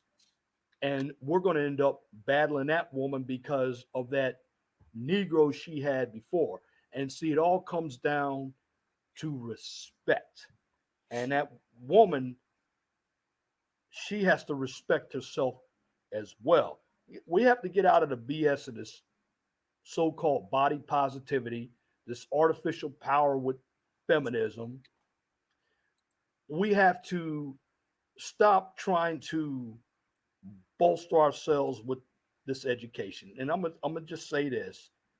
The ABW is the most enrolled. She's not the most educated. In fact, when she goes to school, she's not majoring in any type of STEM. I work for the state of Indiana, and I can tell you this, my brother, a number of them have government jobs and they're on their cell phones all day and they're pushing paper. They're not doing anything that require a lot of thinking. It's the fact. I'm not saying all, because I never use all. I use a number and percentage. And as far as protection, we only protect the ones who are going to listen to productive men. Notice what I said. I said productive men. And to be a productive man, you have to show that you're producing. In other words, show your work. Now, if she doesn't respect you for being a productive man, you got to pick up and like we said in the Navy, you got to carry on, sailor. Absolutely, man. Absolutely. I hope you ABWs, Chaos Reign started off with addressing the deficiencies in men. 411 started off addressing the deficiencies in men. When will we hear from the ABW, her addressing her myriad of deficiencies and problems? Probably never. Probably never. But I don't know who this other gentleman is. I can't really see it. You want to let me know who you are, sir? Me? The last person that has not spoke yet. Okay, yeah, that would be me. That's JB. You might not be familiar with me, but I'm a regular on Bernard's show. Okay, great. Yeah, What, this. Oh, go ahead, sir. What'd you have to add to the conversation? No, I was just gonna say this has been a funny stream. I'm actually not too familiar with your content. I've seen you throughout the Manosphere, Gotcha. but I actually just realized through this show that I wasn't even subscribed to you yet. So I hit that subscribe real quick. Awesome, man. Appreciate that, sir. Yes, sir. So I just wanted to add a couple of things, right? So the first thing is I don't think anybody deserves anything, right? I try to get these days. I try to get rid of the deserve word entirely. I think you should earn, whatever you think you deserve, you should actually earn it. But I think there's two sides to this, right? On one hand, there's the man having his ish together, but on the other hand, one of the things that annoys me when I hear this, submission, femininity talk is it's interesting to me how a lot of women, they talk about femininity and submission as if it's something they can switch on and off, right? And what's fascinating about it is that if you flip it, right? If you flip it the other way around, they would find it absolutely ridiculous. Like if I, as a man, said, you know what, I'm gonna just wear dresses and rock heels until I find just the right feminine woman, and then I'm gonna be in my full masculine, with my Tim boots on, and all that. Like if I said that, they would think I'm stupid. I'm a complete weirdo. Right? Yes, complete weirdo. Yes. But somehow women think they have this magical power to just be completely masculine and non-submissive, and then here comes the masculine dude and the so-called alpha dude, and suddenly she's feminine. That's bullshit. I probably should have not said that word on the platform, Bernard. I'm sorry, brother, but that's some nonsense. And actually, just earlier today, right? I was saying this to a colleague earlier today. Just earlier today, my girl, she's black, by the way, but she's one of those rarities. But just earlier today, right? My girl, she did something that surprised me. She surprised me with a bouquet of like random, she had the chocolate covered strawberry stuff and all those a bunch of extra stuff, right? And I was telling a colleague, like, why would a woman not want to be feminine and submissive? Because when my girl does shit like that, like it's almost like I'd be scared. I'd be scared that she's making me let my guard down too much. You know what I'm saying? Like it's almost like I feel like just through her femininity and how she, always tries to kind of show that she's of service to me and whatnot. Like she makes me feel like, damn. This is the problem, bro. You're so unaccustomed to that, as are the vast majority of black men. There is such a deficit of femininity in Black America that when you come across a genuinely feminine, affable black woman, you're like, what the fuck? Fudge. Exactly. What the fudge? Exactly. What's supposed to do? It actually scares me. Like the crazy thing is, it actually scares me because I'm like, damn, like I don't want this girl to bring me to a state where I'm back to, wanting to simp again and all that shit, right? Like I'm really thinking about that, and I'm realizing, like, damn, like why would a black woman not want to be feminine? Because if you could basically inspire those thoughts in me, where I'm just thinking like she's so feminine that I'm trying to, I feel like she's dangerous. You know what I'm saying? Like I feel like she's dangerous. Like this can't be real. Can't be real. Exactly. And they prefer to fight with you. Like you prefer to fight with me and be masculine and make me not want to deal with you. That's insane to me when I think about it now. Because it's like, why would you not want to be the girl that like could basically get anything you want from me just because you're so feminine? And the other thing is, we can sense after a while. I think we can sense when it's authentic versus when it's because I live in Atlanta, and in Atlanta there's like a lot of chicks who are always trying to level up and finesse, and so they'll act feminine, but they're not really feminine.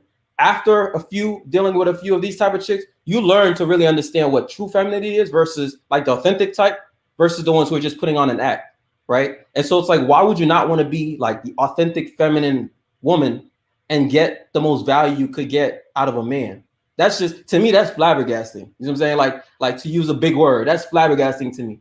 Bruh. I told the story on my platform, I think about a week ago. When we moved from Memphis to South Carolina, we were in a small rental house, and I was saving up to buy the house we live in now. But my son's room was like Toys R Us. We had a really nice bunk bed. He had a TV, a fish tank. I mean, just everything in there.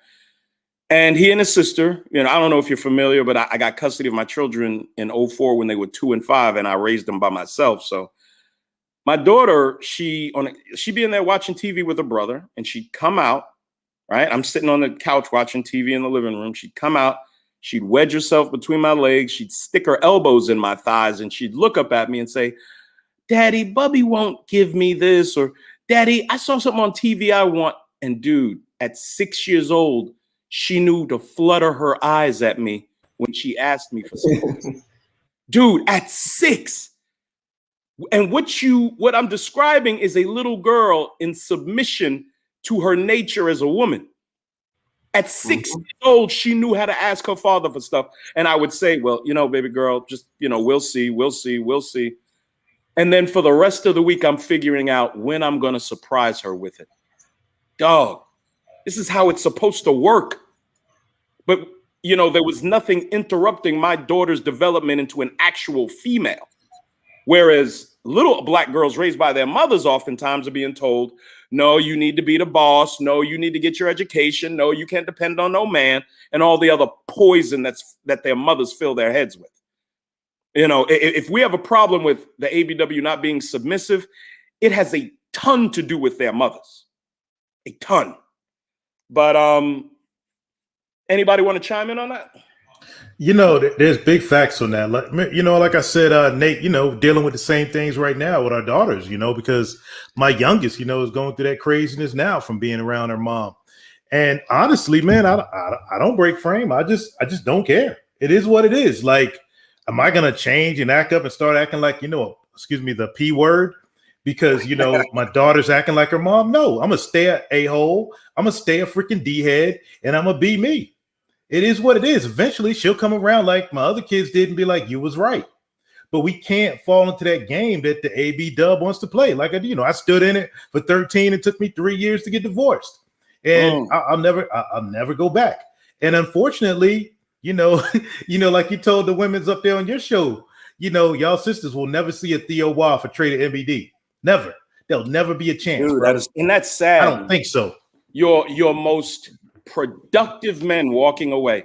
And what do? They make mockery of it. You're gay. You're lame. You're corny. And don't nobody want them anyway.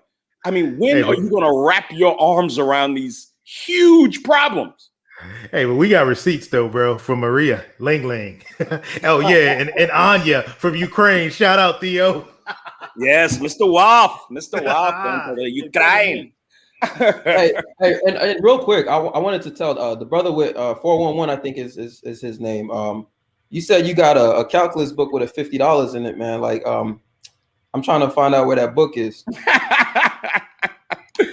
Understand? You can keep the book because I was never that good at advanced math. But a caricature because there are a number of brothers out there that are afraid to learn something.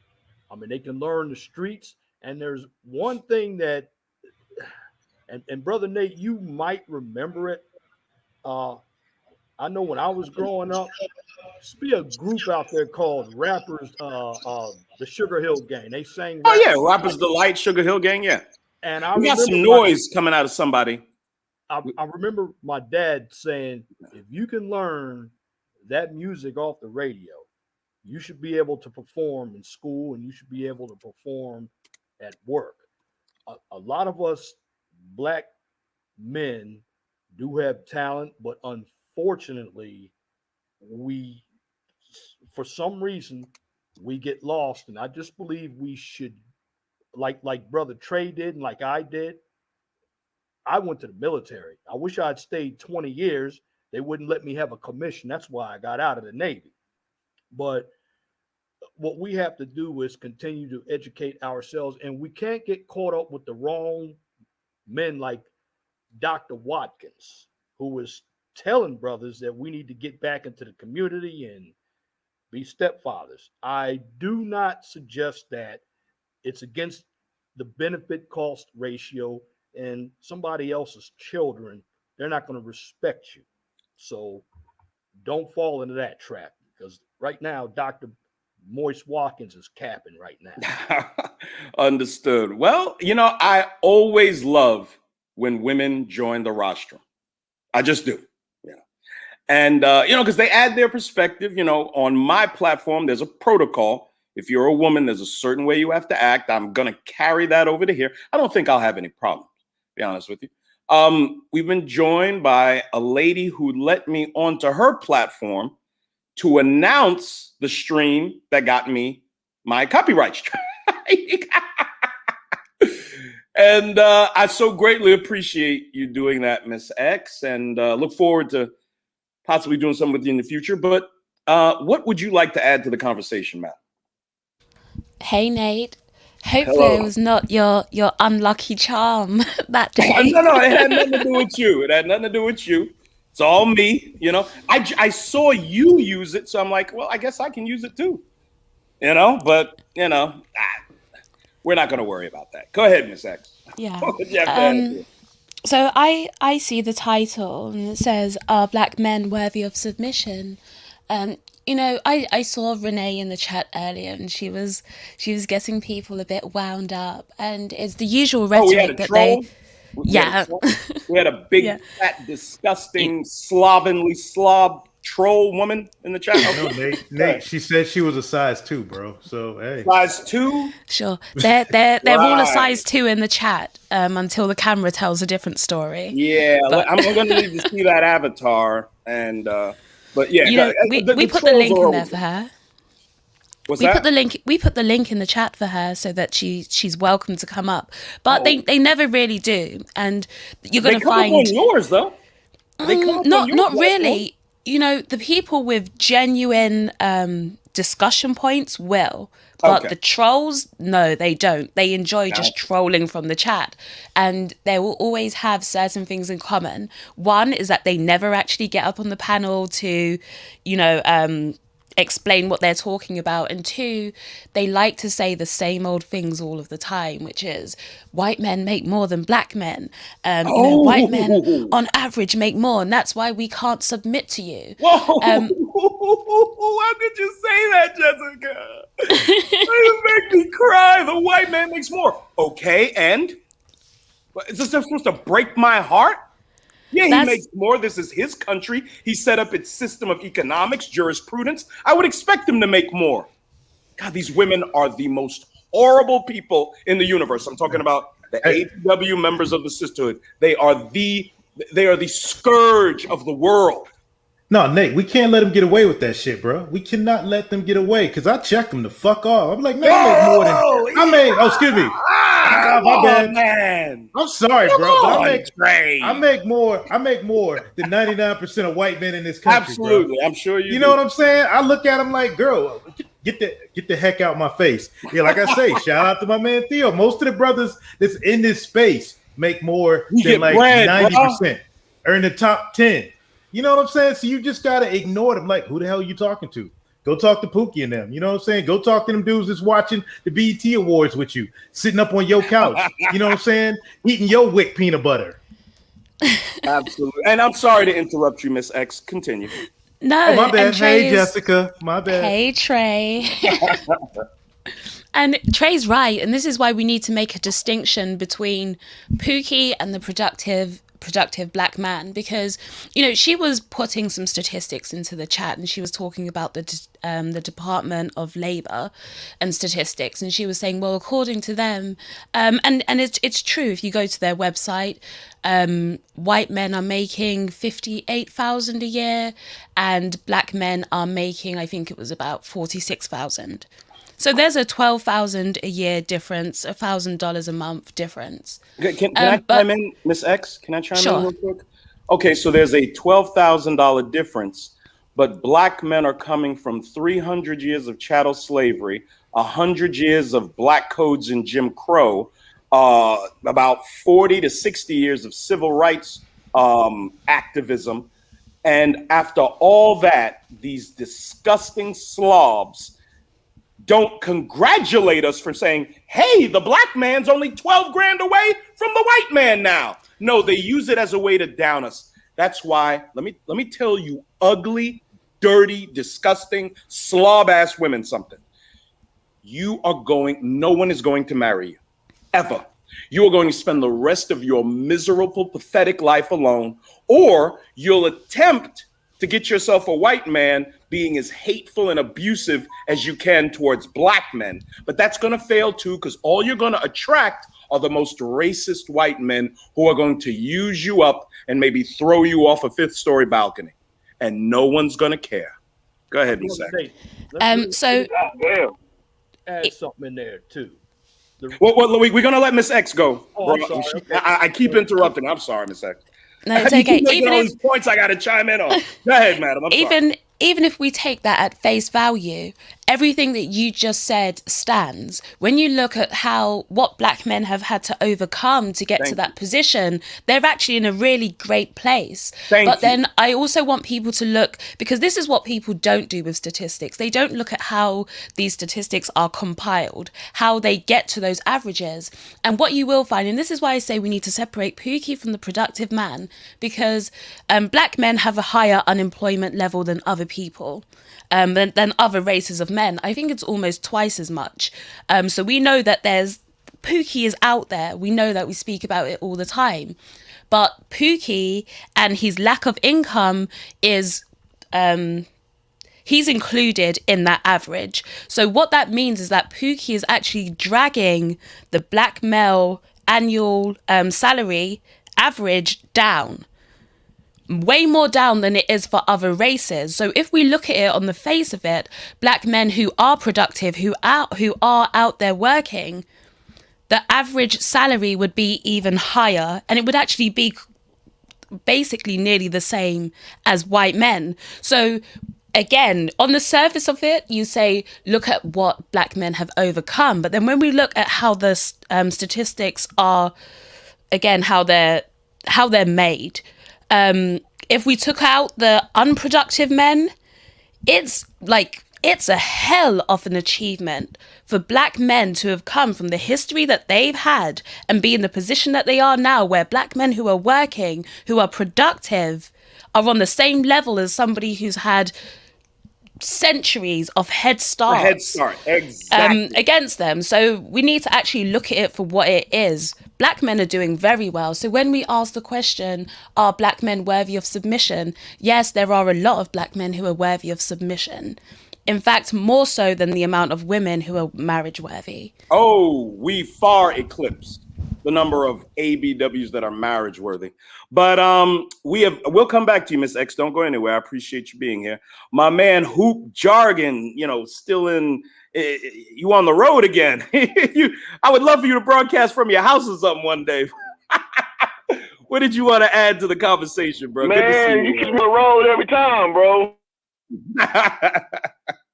You on that Cali time, though, dog? Okay, it's still sunny outside. I see. What you want to add to the conversation, sir? Absolutely, man.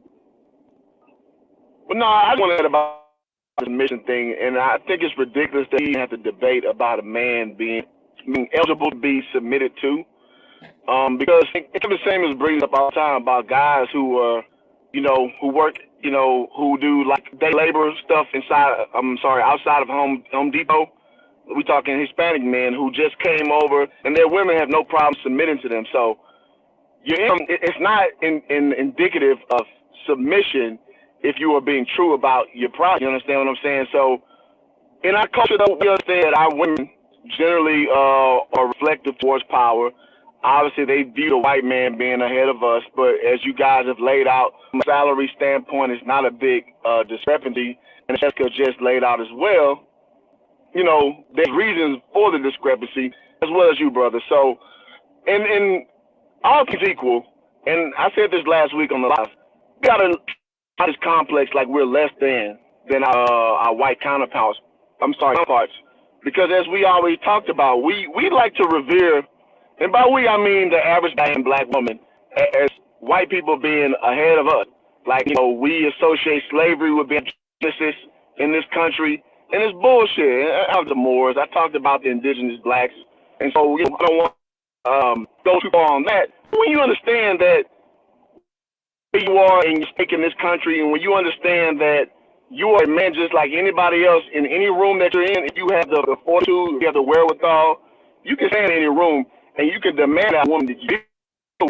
Now, do you deal with a woman who will challenge you, you know, off of the optics about what a white man represents? That's your choice. But I think a lot of us brothers give too much credence to women who naturally go towards what they perceive as better. When we get down to the meat and potatoes of it, they can't stay in the same room with you. You understand what I'm saying? So I think that these conversations are needed, because you got to just reaffirm and understand who you are. If you're an upstanding black man, if you have a style of living that is cogent to you having a, you know, financial free, do what you want to do, making above what average income is, don't hold yourself in lesser regard, man. Understand that there are women, a lot of women in this world, whether it's American black or not. I'm not this other lot, Nate. You go in Europe, you go to other places of the world, live like playing professional basketball. So stop playing. I mean, stop with your worth and ruminating that spirit. And I always want to reinvigorate into the brothers, man. Like, it's in you. Don't sell yourself for less, man. Because you can get the terms of your own engagement with the women you do it. Absolutely, man. Appreciate that. Hoop jargon, man. Appreciate that, bro. We got to get you from your house, though, bro. We got to get you as a little choppy. I need to add this in too. Go ahead, real quick, 411. When it comes to let's say our salaries and everything, don't forget that a number of black men and more of us pay child support. I know I paid it myself. That's money that's gone away from us. A number of us that ended up in the penitentiary, just like Jessica X said, they're including a lot of the bottom feeders into black men. But if you think about it, what black men have gone through, individuals must understand that it's the black man who's invented open heart surgery, refrigerated trucks, elevator, traffic signals. I did videos on this a long time ago, and guess what? Nobody came to listen because it wasn't entertainment. But when it comes to something educational, black men have been there, and we can't allow ourselves to be shamed. Number one, when I say red pill means we accept the truth, so we have to do for ourselves. We cannot depend on the government, because the lefties, in my humble opinion, are really threatened by productive black men. They're not threatened by the Marxist black men. That's absolutely 411. We've also been joined, I think the gentleman, lead attorney. Are you ready to queue up, sir? Lead attorney, are you ready to queue up? All right, gentleman might be busy. Who's the final gentleman to the left of the lead attorney and Jessica X? Who's that? Hello? Hey, what's up, Nate? That would be me. Can you just give me like 1 minute, please? Just 1 Sure. second. Okay. Okay, that's Lauro. Okay. All right. Cool. Yeah. Trey. What's up, you man? queued up? Okay. So in your estimation, approximately 9% of ABWs are worthy of consideration. Yes. I'd like to go around and get the number and again, this is not based on anything scientific necessarily, it's just opinion. Chaos Reign, what percentage of ABWs would you put as worthy of consideration for more than just a casual sexual acquaintance? You got to get be honest. You know what I'm saying? Just be honest. Just be honest. Besides sex, whether we're for like a relationship and a marriage. Well, we're not talking necessarily marriage, but a relationship that could lead to that. If it's just a ADOS.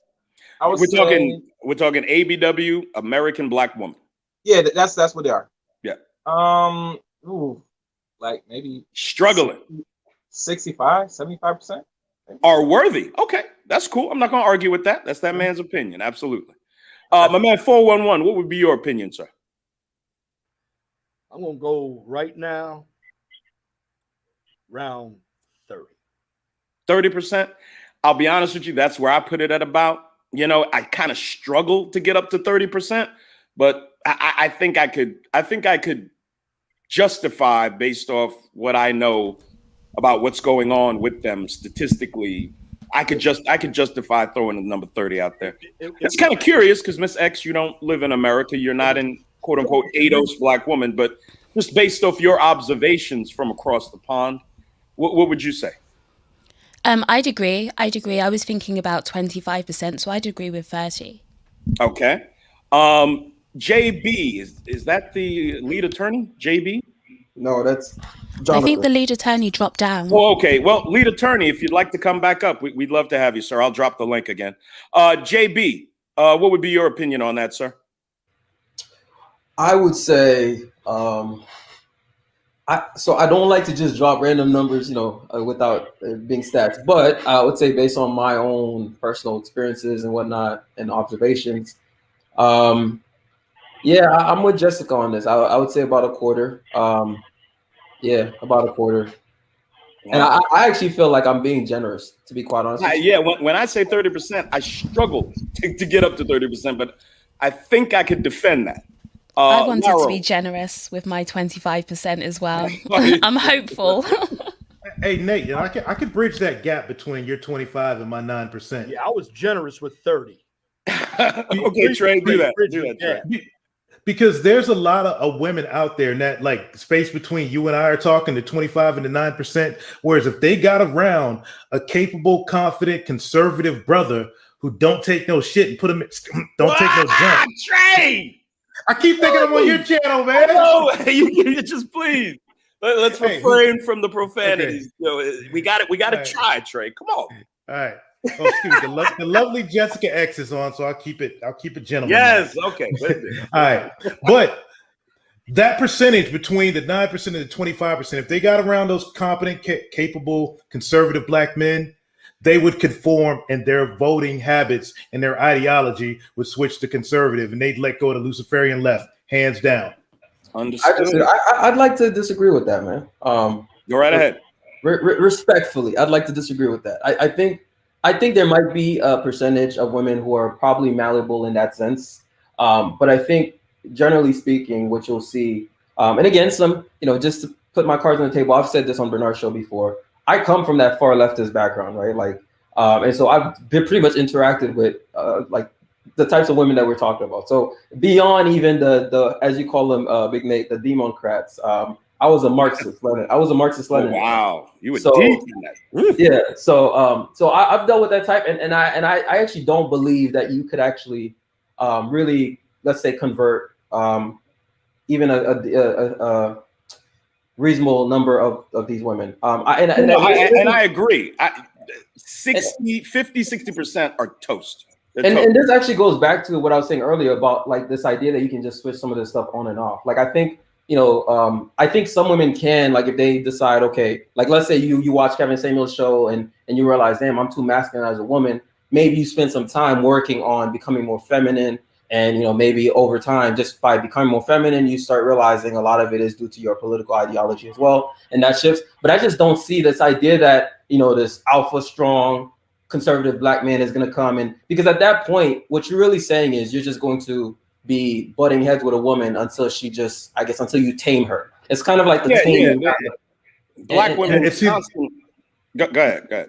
And it's like that taming kind of concept. And for me, I just don't subscribe to that nonsense. Like this idea that I have to tame a woman, it's like it either is or it isn't. You know what I'm saying? Like you either are, what I need in my life, or you aren't. Now, I haven't always been like this, but I think this has served me much better just looking at it like that. Oh, absolutely. You'll be a much happier man, a less stressed out man. Absolutely. Can I respond real quick? Sure, go right ahead. Then we'll see if Laro's ready. Okay, and so JB, the women I'm talking about are kind of like in that epiphany phase range. You know, Kevin St. Kev calls it the danger zone. And when they're in that range, bro, you can't give them an inch. Like if you beat that woman who who does it for you, and you know what I'm saying, certain guys got their preferences. And if she wants to be with you, you got to be, bro, you got to be like Nikita Khrushchev, bro, with it. You got to freaking, it's got to be a dictatorship. She gets no say, no nothing. If she don't fall, hey, get the fuck out, excuse me, get the heck out my crib. If you don't want to follow my program, hey, it's raining outside, go outside. Go sleep outside with the dogs. Get out, stop in the middle of the street. You don't want to act right? All right, you can Uber home from here. But nah, get out. That's how ruthless you have to be. And if she don't want to, hey, cooperate with that program, she got to go. But you're still playing that I hear you, and I don't disagree with that with your explanation now. But I'm saying like you're still kind of on the verge of this taming kind of concept, essentially, where it's like you're essentially having to force her into compromise, and it's just I don't know. For me, it's just I feel you. I'm not willing to do that anymore. I'm just not. Yeah, me neither. But that's what that's what a brother's gonna have to be willing to do if that's the route they want to take. Okay, understood. Okay, we got other guests we got to get to. Laro, are you ready? Yeah, I'm ready. What's going on? All right, what's up? What do you want to add to the conversation? No, I was just saying, would you like for me to answer that question?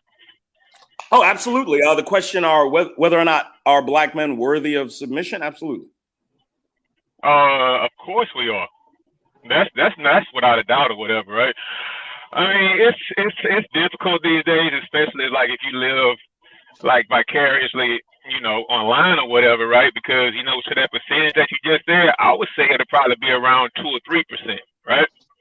However, I think if you get out there in the field, then it may go up to maybe, let's say maybe 15, 20% tops.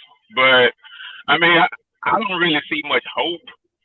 I mean, because it's not much hope because I mean, what I see online a lot is like you have one side, you have another side, and one side is terrible, the other side is horrible. I mean, and no one's coming together or whatnot. So, I mean, at this point, I really I would probably say it's over. It's a wrap. Oh, wow. I mean, for most guys, I would probably say go the way that Trey probably went. I mean, but I think guys need to be careful because I don't want to be wiping up a former prostitute. But hey, do what you want to do. But I think what he said about learning the language, that may help out. But I wouldn't just go over there just willy-nilly and just thinking I'm going to find a bride and come out with a former whore. Oh, absolutely. Absolutely, man. If you learn the language and culture, that won't happen. Well, Laro, do you have children? Do you mind divulging that? Yeah. What do you hope for them? Like, if it's in your, just let me finish. If it's in your opinion hopeless, are you just, hey, date who you want, do what you want to do, bring home whoever you'd like, whoever is, amenable and affable, or like how do you work when it comes to your children with that? Or are they grown already? You know what? My daughter, she's a teenager. Okay. And this is what I was thinking. I'm not going to do this, but I mean, here's a question that I would ask you guys. I mean, since a lot of people think it's over, would you even consider arranged marriages in this country? Because that's an answer that I honestly don't have. I mean, you can try to vet a young man or whatever, but I mean, you never really know that person's character. I mean, just by one or two interactions or whatever, right? So sure, it's just like you could just pretty much instill some values, but at the end of the day, man, those kids are gonna make their own choice. So all I can say is, man, at this point, all I can say is, hey, think with your head and don't make any mistakes. So I mean, but if she bumps her head, I know I'll be there for her, right? I mean, it's not like I'm gonna kick her out and throw her out and leave to the wolves or whatever, right? But it's kind of hard. It's kind of hard these days because I mean, these young men out here these days, I mean, it's kind of rough. But I mean, that's basically I'm gonna have to leave that decision in her hand. Because Understood. what do you plan on doing, Nate? I raised her. I taught her all the things you hear me speaking from my rostrum. She's 20 years old now. It's ultimately going to be her decision. The biggest problem with the ABW who has a father is that they do not utilize them as the resource they're supposed to be for dating and mating. How many 17, 18, 21, 22-year-old Black girls that have their fathers consult their fathers on who they should date? I guarantee you the number is like less than 5% of all Black girls with their fathers in their lives. Almost none of them. And we see that on Kevin Samuels. Kevin Samuels will ask these women, is your father in your life? Yeah, we have a good relationship. What role has he played in you choosing your mates? None. To a woman, they said that. I think what's sad with it, actually, I think what's even more sad, it's not just the fathers. Like, you know, I have multiple sisters, and it's kind of sad. It actually is kind of sad to me how when I watch how my sisters are moving, and, you know, you have a brother, you have a father, you know what I'm saying? Like, and I see how they're moving. I'm just like, what's wrong with y'all? You know what I'm saying? Like, it kind of bothers me because it's like you could get so much better results if you actually listen to at least my dad. You know what I'm saying? At least listen to my dad. You don't have to listen to me, but at least listen to my dad. But, you know, it's just, you just keep getting yourself into bad outcomes. Trouble. Luckily, I don't have any. Luckily, they're not baby mamas or anything yet. But it's like you keep getting yourself into bad situations, and then when you have, you know, the male figures in your family that could be helping you look out. You know what I'm saying? They're supposed to be helping. That is their job, to help instruct you, help critique any man that you would bring before them before it gets serious, before you've ever slept with the nigga. But no, they don't do that. I've been saying this ever since I started coming on panels. These women are determined to destroy themselves. If you follow popular American culture, any of you ABWs, you follow that, you follow social media, you are doomed. It is set up to ruin you and make you completely incompatible with proper men. And we are not coming to your rescue. We are not coming to save you. We are not going to save you and your children in your late 30s when you're 80 pounds overweight. None of this is going to happen. And it's good that you know it now. Okay. But we've been joined by somebody who's considered a troll in the chat. And Miss Renee Stevens, go ahead and I want you to throw at me all of your bad stats for Black men. I would love to address them. Or if you want to address Miss X or anyone on the platform, you're more than welcome to. Okay, I'll start with you. And basically what you said earlier about this being the quote unquote white man's country, you know, he makes the laws, he created, it's his economy, et cetera, et cetera. That's basically one of the best reasons for Black women not submitting to Black men. Because if you're in a position of submission to that white man, and then we are as well, why do we need to then submit to an intermediary man? Okay, right? well, whoa, slow down. Let me ask you this. So that means the Asian man should not have his woman submit to him? Do you agree that the Latino woman should not submit to him? No race of man other than the white man should have a woman submitting to him if we use your illogical logic, madam. I'd like to hear an answer. So the answer would be that that's not the case for the Asian man. No. We are all under a system. No. Okay, but can I answer? No. I'm going to run this. I'm just trying to answer it, which is what you asked me to do. I'm going to address every bit of nonsense you say. Okay. Now, you said all those other races of men have to submit to the laws and statutes that govern America that were created by the Caucasian man. Now, I want you to answer, do those men deserve submission? Yes or no? Because they're under the same system we are. Go. The Asian man does not have to submit to those laws. They can pack their ish and go back to where they came from. Do you hear how illogical this woman is? they can pack their ish and go back to where they came from. Yeah. They They live can go in back to the America country now. of Asia. They live in Yeah, America wherever they're now, from. madam. Asians are from all over. If they're from China, they can go back Ma'am, to China. ma'am, We ma'am. actually America. Stick to own America. most Stick of to America's America. land. They're Ma'am, Americans. ma'am, this is Okay, a so this is the thing. If we're gonna have a conversation, then you have to answer the questions. You have to answer the questions logically. Saying they can pack their ish and go back to their country is one of the dumbest things you could say. And it shows me how prepared you are for this debate.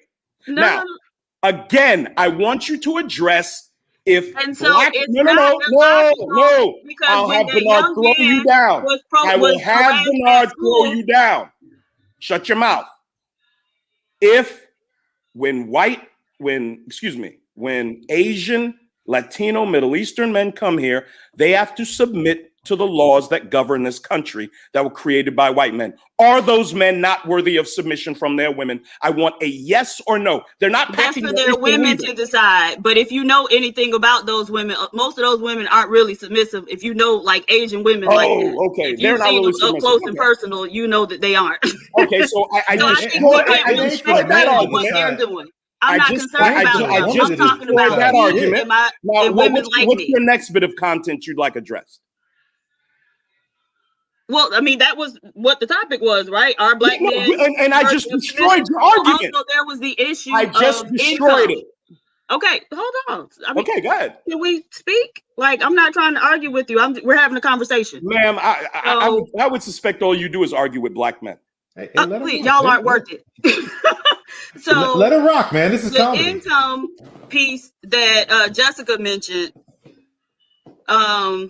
As far as income, yes. So white men earn more, but understand that your lifestyle isn't solely determined by your income. So like net worth is a thing also. And so a high school dropout white male has a higher net worth on average than a college educated black male.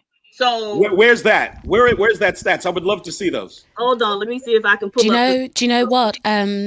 Lilbignate, she could actually possibly be right, but then when we look again, this goes back to what we were talking about earlier, in that white people have had a much longer head start in America. They're able to pass down things like houses that equip the next life insurance. Yes, life insurance. Hold up, Jessica. Hold up real quick, Jessica. Yes. Let me throw some American. Let me throw my American daggone cojones in here. Man, we started the slave trade. We brought it from Africa. Anthony Johnson went to court and got it popping. We started this whole slave game. He had white slaves. And then We got this stuff popping. Bump that. I got white men working for me. All white men. We own this joint. We own this joint. Do you see how? Whoa. Do you see how she dismisses a black man that owns a business? You see how dismissive she is?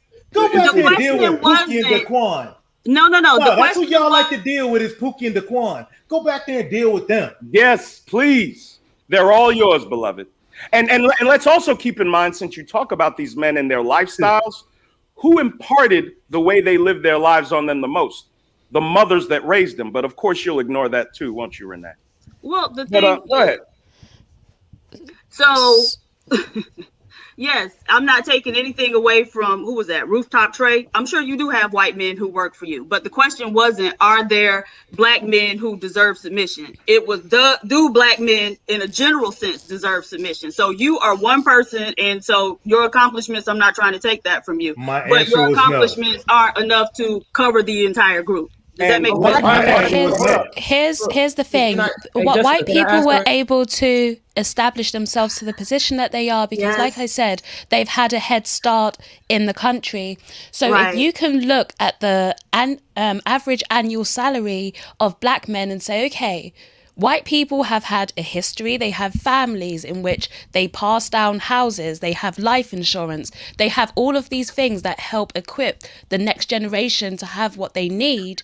Why would you not say, okay, you're complaining about black men as they are and that they don't have a higher net worth? You as a black woman would say, okay, I can see what white people have done. They're building stable families that they can pass down their wealth to. So if you want more generational wealth and you want more net worth, then you have to be building with the black man, not sitting online telling him that he's not doing well enough and white people have a higher net worth. No. You're But not Jessica, making. what you have There's to a bigger understand, picture. her appeal, and it's this, and I don't know if this woman is a quote unquote swirler, but this is how they all act. This is how they all act. It's all about let me ask you this, Renee. Why does nobody marry American black women? Nobody. Nobody marries you. Okay, so like the last statistics that I saw were that, what is it, 26% of black women are married? Yes, ma'am. Okay, so that's not nobody, but keep in mind only 32% of black men are married. So is that nobody too? No, 47%. Let me fill her in. The reason now, first of all, those anyway, well, it's 32 to 33%. Those 6 to 7 percentage points represent over 1 million men who have left the black community to find a woman who will be affable and who will work with him, because it is so impossible to find an ABW that will do that. Okay. And so if that, whoa, let me finish.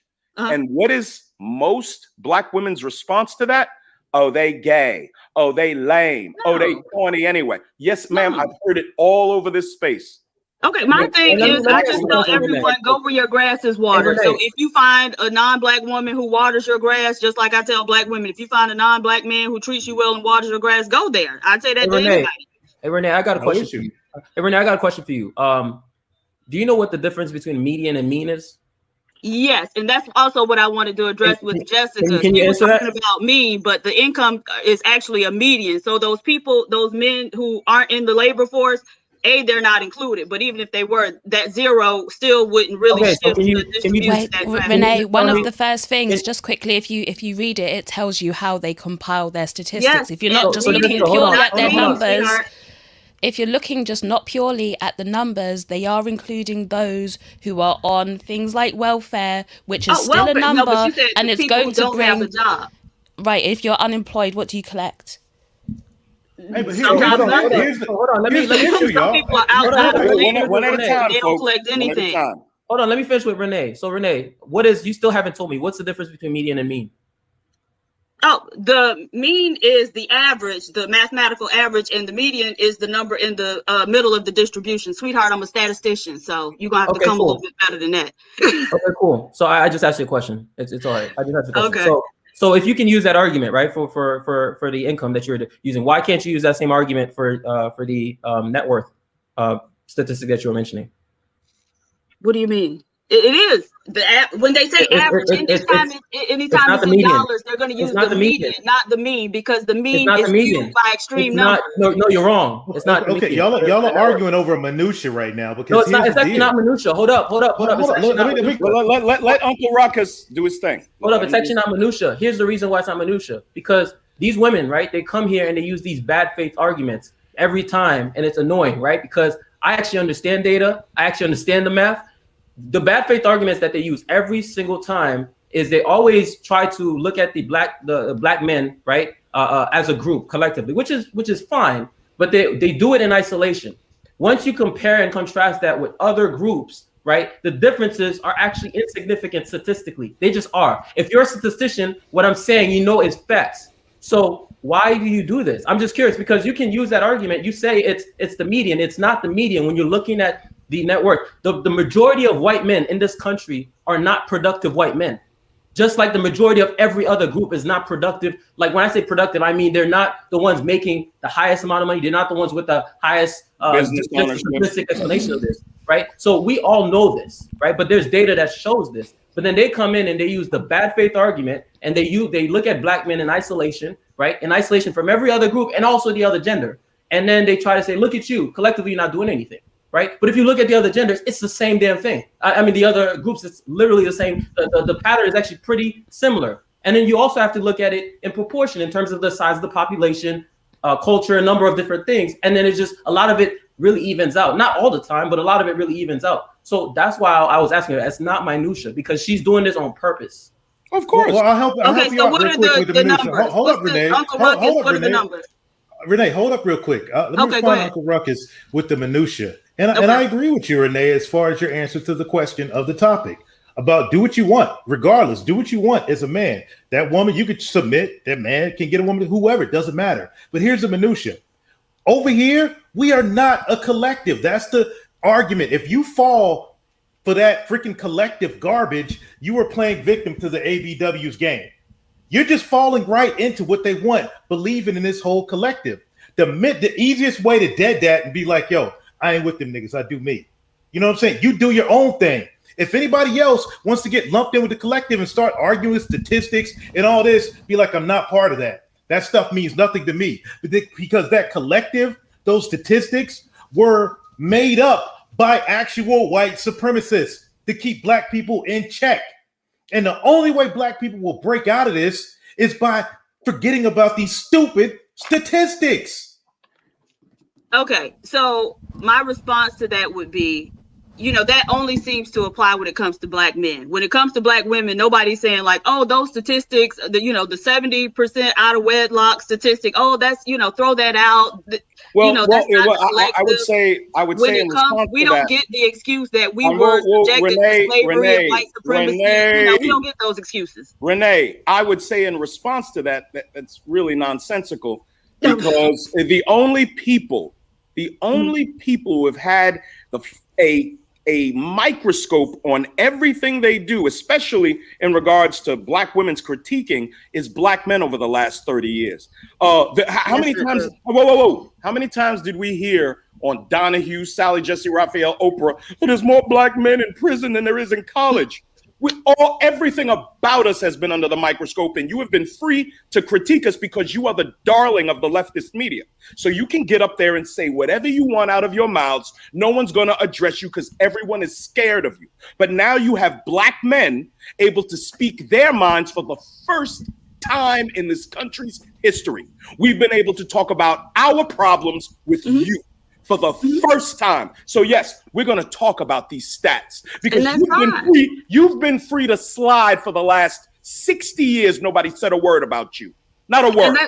That's fine. I don't have a problem with that. But the expectation that you should say whatever and address whatever, but then we should throw all. I didn't say that. I didn't say that. In slavery, and we should roll out the statistics. That just doesn't. That's only one person on the panel. That was me, Renee. That was Trey. That wasn't me. Okay, I'm not happy to go toe-to-toe with you on any stats. And I want to get your opinion on this stat. Okay. Go ahead. According to the the Progressive Policy Institute, when you remove the variable of single motherhood from black crime statistics, black and white crime is almost identical, which tells me that this legion of terrible single mothers who have demanded complete autonomy over their lives, their vaginas, their wombs, are actually destroying our race with the people that they raise. I'd like you to address that. Okay. My response to that would be, I thought black men were the most involved fathers. Well, no. The fathers that when you actually pick a man that wants to be a father, we are. Like for me, for instance, I got full custody of my children when they were 2 and 5. You can ask my son. He's standing right here. He's 22 years old now. Okay. I think more black men should go and get full custody of their children. Let me finish. When you pick a man that has the capacity to father, we're the most involved fathers. But you, black women, you don't find those attributes attractive, especially when you're young and beautiful. Those attributes like dependability, being a man of his word, focus, determination, having long range plans. Those are all lame and corny to you all. So whose fault is it? I love when you black women talk about, well, what about the fathers? What about the father? You didn't pick a father. You picked an F buddy. And then you want to clap your goddamn fingers and turn him into a father. And it doesn't work like that. Hey, Renee, easiest thing you could do, Renee, is walk away from the 91%. That's how you get away from the statistics. Be like, I ain't with them hoes over there. That's all you got to do. And do you know what? Sometimes people ask me, how can you sit in the manosphere and hear all of these statistics and hear people say things? And I'm like, because it doesn't apply to me. I'm not a part of that, so I'm not offended. No, because when we talk, okay, Renee, when we talk about these social problems, they are not unique to the USA. This is the Western world in general. So you come over here, you look at things like the single mother rate, you look at things like unemployment, you look at things like the lack of femininity. All of that stuff is the same over here. the statistics on both sides are reflective of that. So it's very similar. Again, what they say in regards to America, it applies here as well. And once again, I'm not offended because I do not fit that stereotype. That's not me. Why am I offended? Why are you offended at the things that are being said if you know that that's not you? Do you have children? She's on code. Let me just ask her, does she have children? Okay, so first off, we're having a debate, and so going into the ad hominem, I don't. That's not the point. Renee, I do not have children, but that's not the point, honey. Asking somebody, being a mother is not an ad hominem. Okay, well, you're trying to move. I've seen Kevin Samuels, and I've actually seen one of your live streams too. So me asking you if you have children is not an okay. Ad Well, I hominem, called in okay? to speak to Lilbignate and the other men. Sis, you're irrelevant to me, honestly. Like, you're not even in the U.S. You're kind of irrelevant. I honestly don't even know how you have so much time to worry about what's going on with Black American women. Ironic, because one of the first things that you said when you came up was after you wanted to address Lilbignate, you wanted to address something that I said about statistics. I already did. But you didn't want to address me. Carry on with Lilbignate, okay? Okay, great. Thank you. All right. Lilbignate, what else? Well, no, I'm curious. What do you have to say about Black women not choosing fathers, but when they do, they're the most involved? Explain to me the logic behind a group of women who, number one, insist on, again, complete autonomy over their lives. And then when they get it, they completely destroy themselves and our race. Go. As far as the single motherhood, now, I really don't have a response for that. I don't have children because having children without a husband was never an option for me. Congratulations. And I don't understand why, given the fact that childbirth is so dangerous for Black women, why so many of us are willing to have children for and with random men. Like, that doesn't make sense to me. We agree. We agree then. Yeah, awesome. But see, that's the thing. I'm able to be balanced and be honest. I don't have a dog in this fight either way. Like, you're a Black woman. You don't have a dog in the fight? That doesn't make any sense. No, as far as the question about Black women was, are Black women worthy of, what was it, consideration? Yes. Yeah, like, to me, if Black men said no, okay. It's up to you. It's a Black man's decision. And so I'm not really concerned about that. Okay, understood. Would you mind discussing the issue of abortion? Okay, what about it? What's your opinion? I'll be honest with you. I brought the issue of abortion to the Manosphere. I don't think anybody was talking about it till about a year ago. I started shoving it down niggas' throats on several panels. But my question is this: Black women are marching through the streets, BLM for. I think Trey refers to him as Flintinoid Floyd and all these other criminals. These terrible, disgusting criminals that most conservative Black men could care less about. Okay. Okay.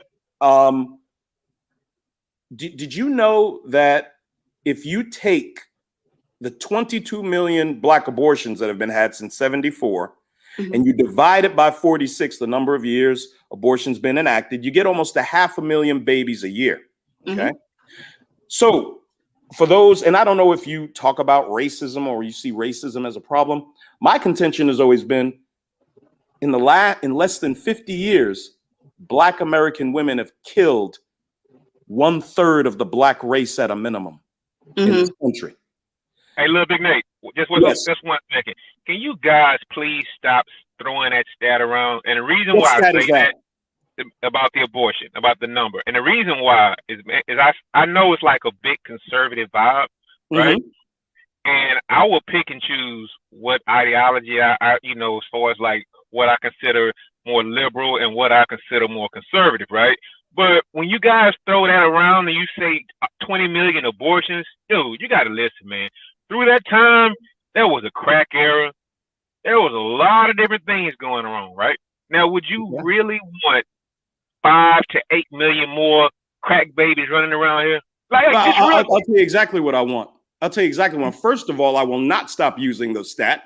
Just to answer your question, I will not. Number one. Number two, if we would stop subsidizing single motherhood, these women would stop having these babies. But I don't know if you do it, Laro, but a lot of horrible black people want to vote Democrat and continue to subsidize this nightmare. And I'm going to call it out every chance I get. Every chance I get, sir. So back to my question, madam. If black women have murdered 1/3 of the black race in less than 50 years, what should be the average black person's opinion on that?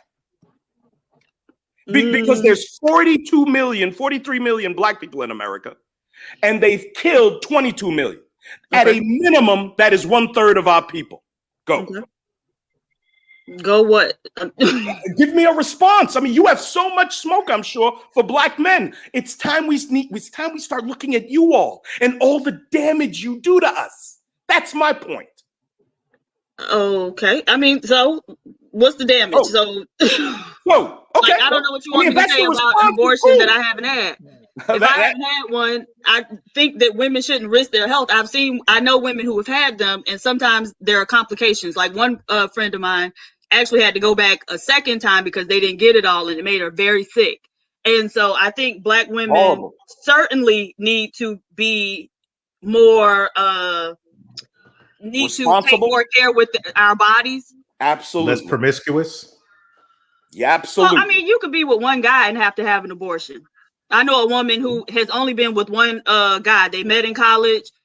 She in college had an abortion because she didn't want to, disappoint her mom. They ended up getting married. They've been married for over 20 years and have 2 other children. So okay, you don't necessarily have to be promiscuous to have an abortion. And that's an extreme rarity, as we know. It might be. It might be. Well, no, it's no might. It is. But I'm not in. I don't keep tabs on other women's cooch. So. Well, no. We could just look at the marriage rates, and we know that just the whole issue of marriage is a rarity. So, that set of circumstances is definitely going to be a rarity. Okay. But do you have any questions for me, Renee? No, I think I addressed, the issue of whether or not, black men as a whole are worthy of submission. I do. Why are black men so concerned with submission? I mean, you just really don't hear other groups of men, talking about it so much. So what is it because you all can't go out and lead amongst other groups of men that you all need women to bow down to you? See, can I respond to that? You see how she worded it? You see how she worded it? Go ahead. Whoever wants that. I'll address you, Miss Renee, but let these other brothers get it. No, it's Dr. Renee. I'll answer that because there's no other group of women that's going around calling themselves strong and independent and trying to lead themselves. That's why. So okay. So I've never heard a white woman. I've never heard a white woman say she's strong and independent. I've never heard Asian women say that. I've never heard Middle Eastern women say that. I've never heard a group of women that run around talking about how masculine they are, how strong they are. All these masculine features are black women. That's the only group of women that do that. So that's and if I could chime in, so where you find masculine women, that's an indication of weak or feminine men as their counterparts. And my issue, Renee, is always going to be who raised them. You decided you could be mother and father, and you have failed miserably. But black men have been getting y'all's tails kicked by other men since we got here. So it ain't that's fine. Ma'am, we're within $12,000. We're within no. I'm saying in terms of being white controlled. Man. So you still have to submit to these men's laws, and they're not applied equally. Everybody does. Yes, but they're not applied equally. Go back to my original statement, which you never answered. All these races of men submit to them. Other groups don't. All other races of men submit to these laws too, madam. Yes, but they aren't even applied equally to you. So you can submit to them and still end up in the clinch. Okay, so give me one. No. We don't make excuses like that here. We don't believe white boogeymen are coming to get black men and put them in jail.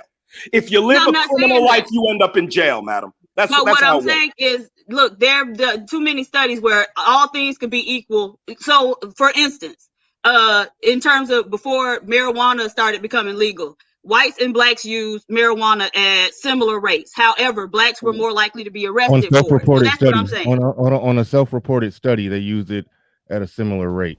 Oh shit, Bernard's up there. Okay, so Bernard, you think that black people use marijuana more than white people? we don't really know that. And that's why I Okay. never really bought that study about black Okay. people using it at the same rate. We do But really also, don't. We what was really, that? I know we a really lot of white don't people, and know I what think that. they use drugs more than black people. Yeah, I know, but you Frankly. understand that you said, hold on, wait, hold on. A statistician, as you just called yourself, said, "Well, I know a lot of white people." No, I no, mean, no. I'm just are you saying, like, serious? so You that would can't, go along with the study. you There are a can't lot be a of you self-report can't. Hold studies. on, The stop, fatherhood study was a wait, self-report. I'm gonna mute you for a second. You can't be a statistician and then when you get challenged, say, "Well, I know some white people that did this." That's not going to work. Okay, and what I'm saying is, so we're throwing out all self-report studies because that would also be that fatherhood study that black men And love. that's why I don't Okay, use so that we're one. throwing out all the We self-report don't. studies. Okay. I don't use that one for that reason. It is self-reported, and it's some nuance that need to be fleshed out with that one. So I personally know I don't use that one. But All even right, so though, now we have an understanding. let's And I've say, said that on the show before. let's say, Okay, okay, well, I let's never say we listened to this accept it. show Hold on, before, Renee, so let's I say we wouldn't know. accept I it. wasn't expecting you to know that. I just was Hey, telling Renee, you. I was informing you.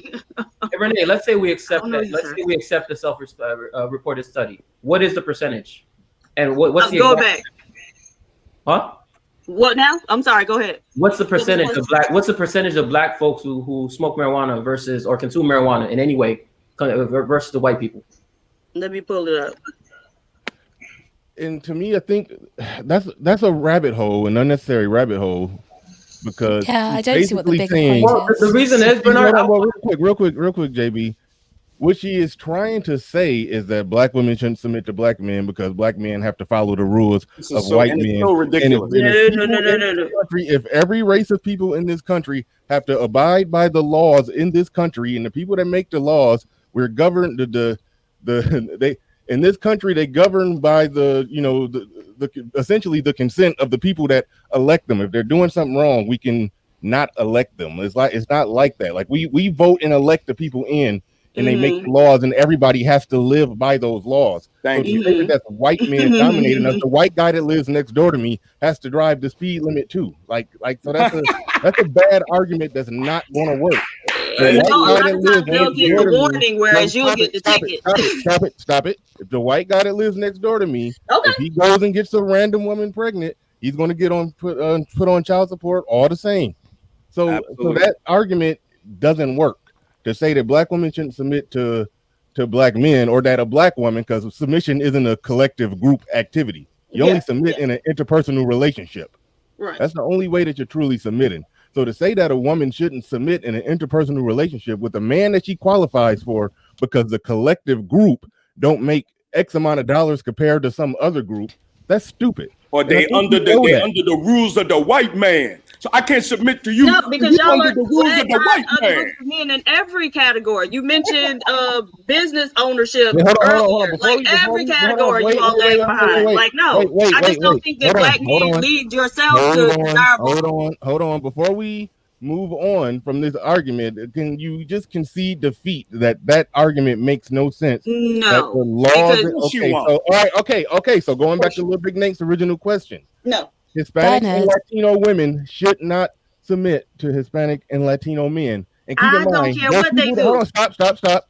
There's people that's been here for generations. So that go back to their home country. That's nonsense. Not quite as easy of a thing to say. I mean, there are not people that just got off the boat last year. Yeah, they can go back, but it's people that's been here for generations. So per your argument, no woman should submit to any man unless he's white. Even though the regular average Joe Smo white guy, all he got is a job. He works for somebody else and he has one vote.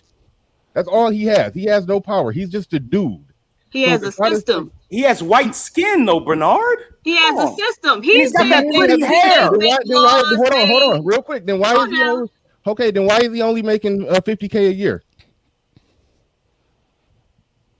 Dude, all you're doing is crushing her. Bernard, can I say one thing? You find it interesting when they make this argument that you're following the white man's laws and the white man's system. One, like you said, everybody is following the law. You have to follow the law. So when they use that as a shaming tactic, you almost have to think, What do you want black men to do? You want black men to go out here and start not following the law? You want them to start committing crimes? You want them to start breaking rules? No. You want them to be in prison to prove their No. dominance? And then you have No. to go back and link that to who these women are really choosing. Who they're going out here and choosing, where they're choosing Pookie, they're choosing the guy that they know is a criminal, Jessica, and then complain about it. The criminals are our warrior class, according to the ABW. No, but the issue is that ultimately black men aren't capable of, on a, you know, in a general sense, of protecting and providing. That's ultimately you sound why. ridiculous. Okay, hold up. So when you say that, every statement you make now as a statistician, I need you to back it up. Since you're a statistician. Ask her if she thinks that Hispanic men are worthy of submission. That's exactly I what never said they were. I'm asking you a question. Hold on, because you came in hot. I guarantee if we would have asked you right at the beginning, are Hispanic and Latino men worthy of submission? You would have said yes. And I never said yes. No, you would have said yes had you been asked then. You've been outboxed. Tell me what I would have said. You've been outboxed into a corner. Now you're changing your shot right now. I'm That's not what's changing anything. Oh, the answer no. He asked me. He asked me in the beginning if they were, and my answer has not changed. Okay, is it yes or no? Because before you said they can get back on the boat, you didn't answer. So your decline of an answer exposes your answer. But go ahead and answer. No, officially. it doesn't. Because I've said previously that answer officially. they're Are women. you worthy of submission? Hold on.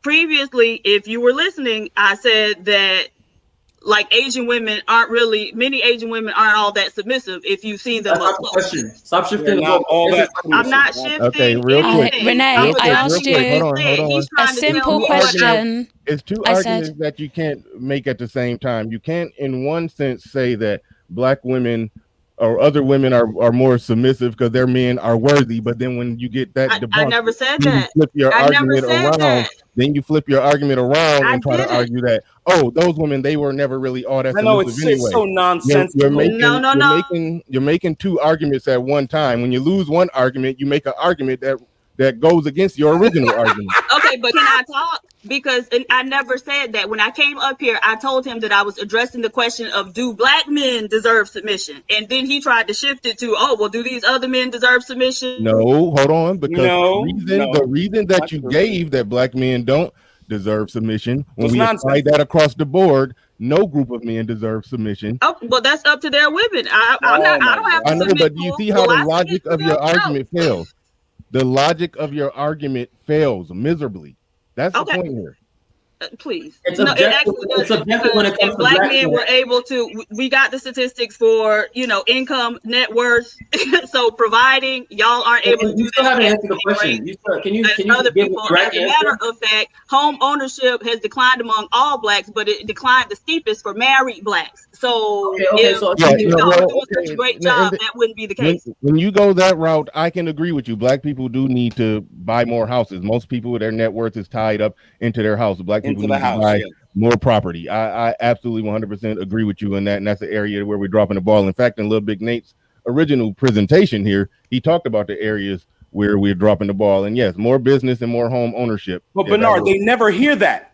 They never hear black men being critical of our behavior. They never hear that. Guys, hold on, JB, you guys are letting her JB. You guys are letting her shift the goalposts. You notice how far we've moved. She still has not answered the damn question. She can't. Why are you so angry? So, Renee, I asked you a question earlier. I said, and do I you told think... you you're irrelevant, Jessica. No. I said, do you think... But you were just speaking to me a minute ago. Okay, well, I'm not now. Gentlemen, you asked me questions. Stop. You don't dictate who can talk on the show. If she's irrelevant, you're okay, irrelevant. well, I'm not answering anything from her, so I can dictate somebody else can ask her a simple yes or no answer, and we know that she's not part of the Hispanic community, but if a Hispanic woman came up to you and said, do you think my men are worthy of submission, would you tell her yes they are or no they aren't? That's basically the question. Hey Renee, I got a question for you. Renee, I got a question for you. If a Latino woman came up and asked you, were Latino men worthy of their submission, what would you advise her? I would decline to advise her of anything. I'm sure you notice how she's objective when it comes. She's able to have a quote unquote objective answer when it comes to black men, but then every other group is subjective. And she can't be critical of any of those other groups either. This is a classic bad faith tactic because she's able to just make it subjective and not have to answer the damn question when it gets to the other group, because it would destroy her stupid argument. Exactly. I don't deal with those other groups, so it really does not matter to me what they have going on. I know, do you deal with white people? Because you clearly care about white men and what they got going on. Yeah, because I mean, I know what white men have going on based on numbers, but no, I don't deal with them, like, not romantically. No, but you seem to be very focused. Hold up, you seem to be very focused on what white men are doing, but you just said you don't care about other groups, right? So it's okay with the white men, but not the Hispanic men. Good point, JB. What's okay with them? Well, why is it that you're able to talk on what white men are doing, what white people are doing, but then you can't talk about Hispanic people? Because that's typically how statistics are presented. Every other group is compared to white people. I'm not asking you how statistics are presented. I asked you a very specific question. Okay, but we've been talking about statistics. Why are you able to talk about what white people are doing, and why can't you talk about what Hispanic people are doing or Asian people? Okay, and so when I spoke about what white people were doing, what was I speaking in terms of? Statistics, right? In terms of income, in terms of net worth, in terms of, those are all statistics, honey. Are Hispanic people not part of our population? They are, but I don't keep up with their statistics like that. Oh, but you're a statistician. Interesting. You're a statistician. What up? You're a statistician. You're supposed to care about that. You're supposed to, by definition. You're supposed to. Whoa. Are you Time out. Are you a Hotep statistician? You only focus on black stats and white stats? I don't understand. No, actually, I do workplace discrimination statistics, and so most of the race-based statistics or race ethnicity statistics are typically black people filing those types of cases. So that's what I look at more often than not. Okay, so when you're in statistics, when you're comparing rates, so you just ignore the other groups essentially when you're comparing rates. Let's say you're comparing. If a person comes in and says, I have been discriminated against because of my race and I am black, then yes, I'm going to look at them as opposed to whoever the most favorably treated group is. And typically that has been whites. Okay, but let's say we wanted to see how well are black people doing compared to other groups, compared to basically the entirety of the population, right? So you'd have a chart and you'd have the different groups, right? So you just ignore the rest of the groups and just have white people, black people. Is that what you do? I just told you what I do. And so it depends on the type of charge. I just asked you. Okay, and I'm saying it depends on the charge. And so typically, my question was specific. Person saying they were discriminated. My question was specific. I'm not asking you to. Don't reframe my question. My question was specific. If you had to figure out, don't give me a hypothetical because I haven't had to. I do what I do at work. Okay, but I'm asking you. Let him ask his question. Let him ask his question. But I'm saying, let's say you had to. Okay, well, I'm declining the answer. Let's move on. So every time you can come up with an answer. Hold on. I muted. She said she declined her answer. I muted her, then she unmuted herself. If you decline the answer, stay muted. JB, go ahead and ask your question. So every time we get to a point where it would destroy her stupid argument, you notice how she declines, right? Again, bad faith tactics here. That's what I'm saying. You guys are letting her derail the conversation and gaslight you guys. Yeah, it's not. But if you're asking me something hypothetical, and that's not what I do, then I can't answer a hypothetical until I've had to do that. Okay, folks, time out. Brother Bernard, we're 3 hours in. I was going to wrap it up around the 3 hour mark. Is that okay with you, sir?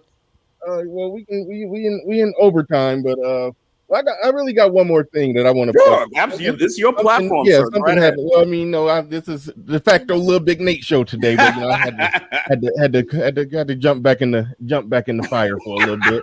But one thing I did want to say when Lilbignate, this is taking the conversation back because we went round and round on all the stuff that JB was just questioning her on. We'll put that aside. I think the audience can determine who was making sense in moonwalking and spin moving all over the place. All right. When Lilbignate said something about how he had custody of his kids, and you was like, "Oh, great, yeah, I think more black men should." I got custody of mine too. It was a extremely, excruciatingly hard fight, but eventually I got custody of my kids, and I agree with you. More black men should get custody of their kids. They should go in there and fight to get custody for their kids. We had an attorney on this show. Actually, you probably heard of the lead attorney. He's blowing up out here on YouTube, and he says all the time men try to get custody of their kids in divorces all the time, and they tend not to get it. And so when you say to Lilbignate, yeah, that's good, more black men should get custody of their kids, who is standing in the way of that when men try, seeing as most men try to at least get 50-50 custody after a divorce? Who fights against that? Who stops that? I am not sure, because the article that I read said that most custody agreements are reached between the couples. It doesn't even go before a judge. Like, they have made that determination before they even get before the judge. So apparently the mom and the dad. I don't know what you read or where you got those stats. I'd be glad to see that. Everything that I know, that I've seen, and I've talked to a divorce attorney directly who's been in the game for years, been in the game 20 years. He says normally men try, and normally they don't get it. And so I was having a conversation about single mothers and fatherhood, and you say, yeah, fathers need to step up and do it. But even when it's a situation where the man is stepping up, he's offering the ultimate child support, as I call it, 50-50, the woman fights against that. So because of that, no woman can say with a straight face, oh yeah, men should definitely fight for custody. But it's the women who fight against them when they do it. Okay. I mean, so people fight against, people have different interests. And so just because somebody is fighting against you doesn't mean that you shouldn't fight for No. I'm not talking about men. I'm not talking about men shouldn't. I'm not talking about men shouldn't fight. Okay, but nothing. I'm talking about the mere fact that when men fight, it is when you say fight for custody. I just didn't know if you understood that you should fight against the woman who does not want you to be the father to those kids. I didn't know if you understood that. If that's the case, then you still should fight, because it's your child. No. Fighting or not fighting is not an option for me. Okay. Well, all men. I'm not talking about you specifically. No. Okay. All right. Cool. I wanted to circle back to that one. If you don't, you got a nonchalant response, and that's cool. I just wanted to circle back. I don't know to what that. you want me to say. If the woman is fighting, you still have to fight. Like, men need to advocate for that. Whoa. I'm not talking about whether or not men should or should not fight. That wasn't the issue. It was the women say that very flippantly, not even understanding who the man is fighting. It's like women will say, yeah, you need to fight. They need to fight. Well, who are they fighting? They're fighting you. It's like y'all seem not to understand that. So I just wanted to circle back to that. But if you don't care, it's cool. Okay. Yeah. So, Lilbignate, when are you coming back? I like you. I'm gonna go on your Well, what I want you to do, watching Renee, you. I like you. What I appreciate that, Renee. I'd like you to go subscribe to the Lilbignate show. I'm unable to live stream, but my brother, so gracious. We as men, we're problem solvers. Despite what you may think about us, we're incredible problem solvers. And the good faith I've spread around this space, my brother's allowing me to, I guess, rent his platform. And over these next few days, I'll be broadcasting from here, but I should be able to broadcast either Sunday or Tuesday from my rostrum. Okay. Hey, Nate, can I ask her another question real quick? Bernard, you need to work on your attitude. We're going to be wrapping it up soon. But sure, go right ahead. And then we're going to go around. What you just say? I said you need to work on your attitude, Bernard. Work on my attitude? Okay, hold on real quick. Just for that one right there. For that one right there, you just got yourself ejected from the game. An official and getting the fuck up out of here. How about that? Yikes! Oh man, Renee. She was fun though. She was fun. And I had one more question. I'll save it for another time, because I actually peeped something else about her that I don't think she realized I peeped. So hopefully she might not be back. Go ahead and throw it out there. No, I actually would want to hear her respond directly to it. Okay, no problem, man. I wanted to get closing statements, man. I don't know if this has ever been done before. When a brother gets shut down for whatever reason, being able to use another brother's platform like this, man. We have set a precedent. that if you are an arbiter of good faith in this space, brothers will do all sorts of things for you, and man, I appreciate you coming up, Bernard, but want to get some closing statements. Want to go around, folks, and get closing statements. The gentleman, JB, what would you like to say in closing, sir? Well, let me get this super chat. I'm sorry. Why should a man have to fight a woman to see his kids? If women aren't the problem, stop the cap. David Johnson, the a-hole.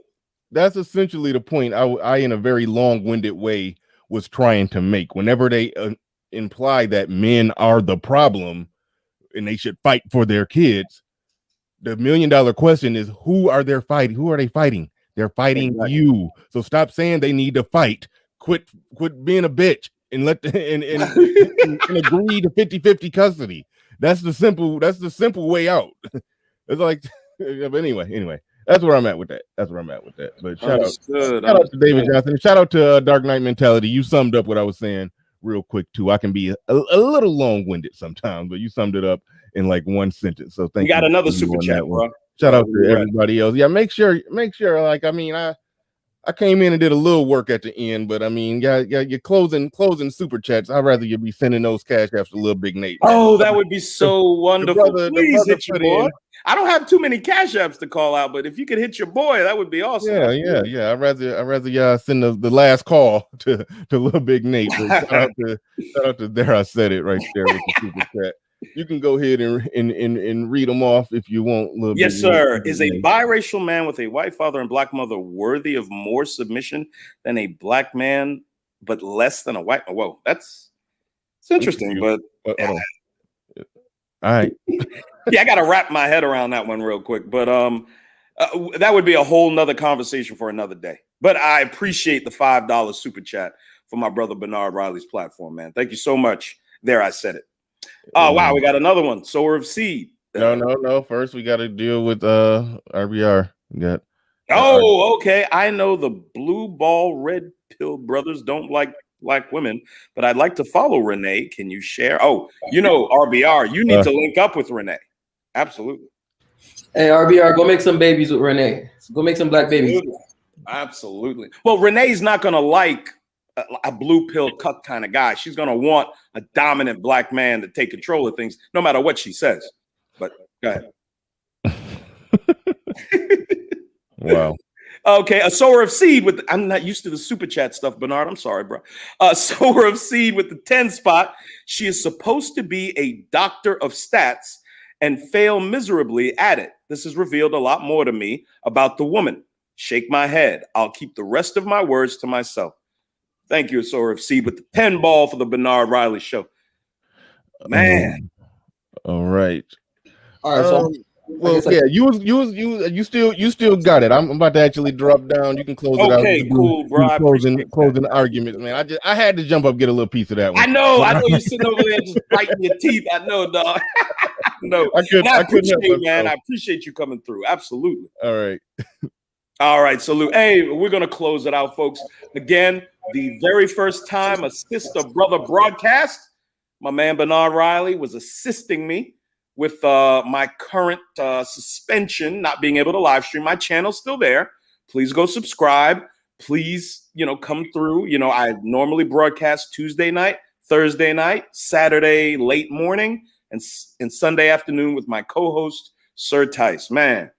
So in closing, Lara, what did you want to say in closing, sir? Well, I thought, No, real quick, we're gonna let Lara go first in closing. What would you like to say, sir? Yeah, let me go. Hey, look, Lilbignate, one thing I would like to say, when I first listened to you, I came to your channel and I thought that some of your, how you address things sometimes, it may be a tad bit too harsh. But after hearing Renee, bruh, it's just like I really understand, man. I mean, if you deal with that thing, for a long time and like most of your all your life or whatever, like being combative or whatever, and then they'll turn around and say, "Why should I be submissive?" I wanted to ask her personally, "Are you submissive in your own life or whatever to whoever you're dating or whatnot?" But I knew that I could tell the answer to that before I even asked her or whatever. But anyway, kind of growing on me, man. I'll come over a lot more often. Come on through, man. Shit, please. Hey, but one thing though, Nate. One thing. I mean, it's not the place for it. But, however, I mean, since you said it, I have to mention something. Go ahead. I'm not with the white chicks coming in and like slandering the black women. Now we can do it ourselves or whatever, right? Even I guess Jessica to a certain extent, because I guess she had like a little drop in or whatnot. But I mean, come on, man, we can't have white. Laro, if I could just address that, Yeah, go ahead. There was now. I had Laro, white women in my chat are not slandering black women. If they talk about, this is what I've told the white women in my chat. I said, if you have an experience with a black woman that was bad or whatever, you're free to talk about that. But I told a young lady about a week ago, look, I told her to retract a statement she made. I said, look, you're pushing it a little too far. I said, you're privy to a conversation between black men and women. You're here as a guest. So be careful with what you say. That's exactly what I told Laro. I would not I'm not like baby mama number 5. I'm not going to let any other race of people come up there and be disparaging over black women as a whole. Okay. I said, if you have personal issues that you want to talk about, like personal interactions, hey, that's that woman's experience. But I would never let white women just castigate black women as a group. I would not allow that, Laro. Cool. I mean, I'll check you out when you get back on, bro. All right, man. I appreciate you coming through, Laro, man. Take care, bro. Be safe. All right. All right, my man, Jay Bizzle, Uncle Ruckus. What did you want to say in closing, sir? Yes, sir. So, first thing is, with I think your point and Bernard's point. I was watching. There's this what's his name? NLE Choppa. He's a Pookie, obviously, but he's a rapper. He dropped this song recently called Letter to My Daughter, and I think it's a perfect example of this. Like I said, even though he's clearly a Pookie, right? But you can see the pain that the brother is explaining through his music that he's been going through, just trying to take care of his daughter and trying to be a father, right?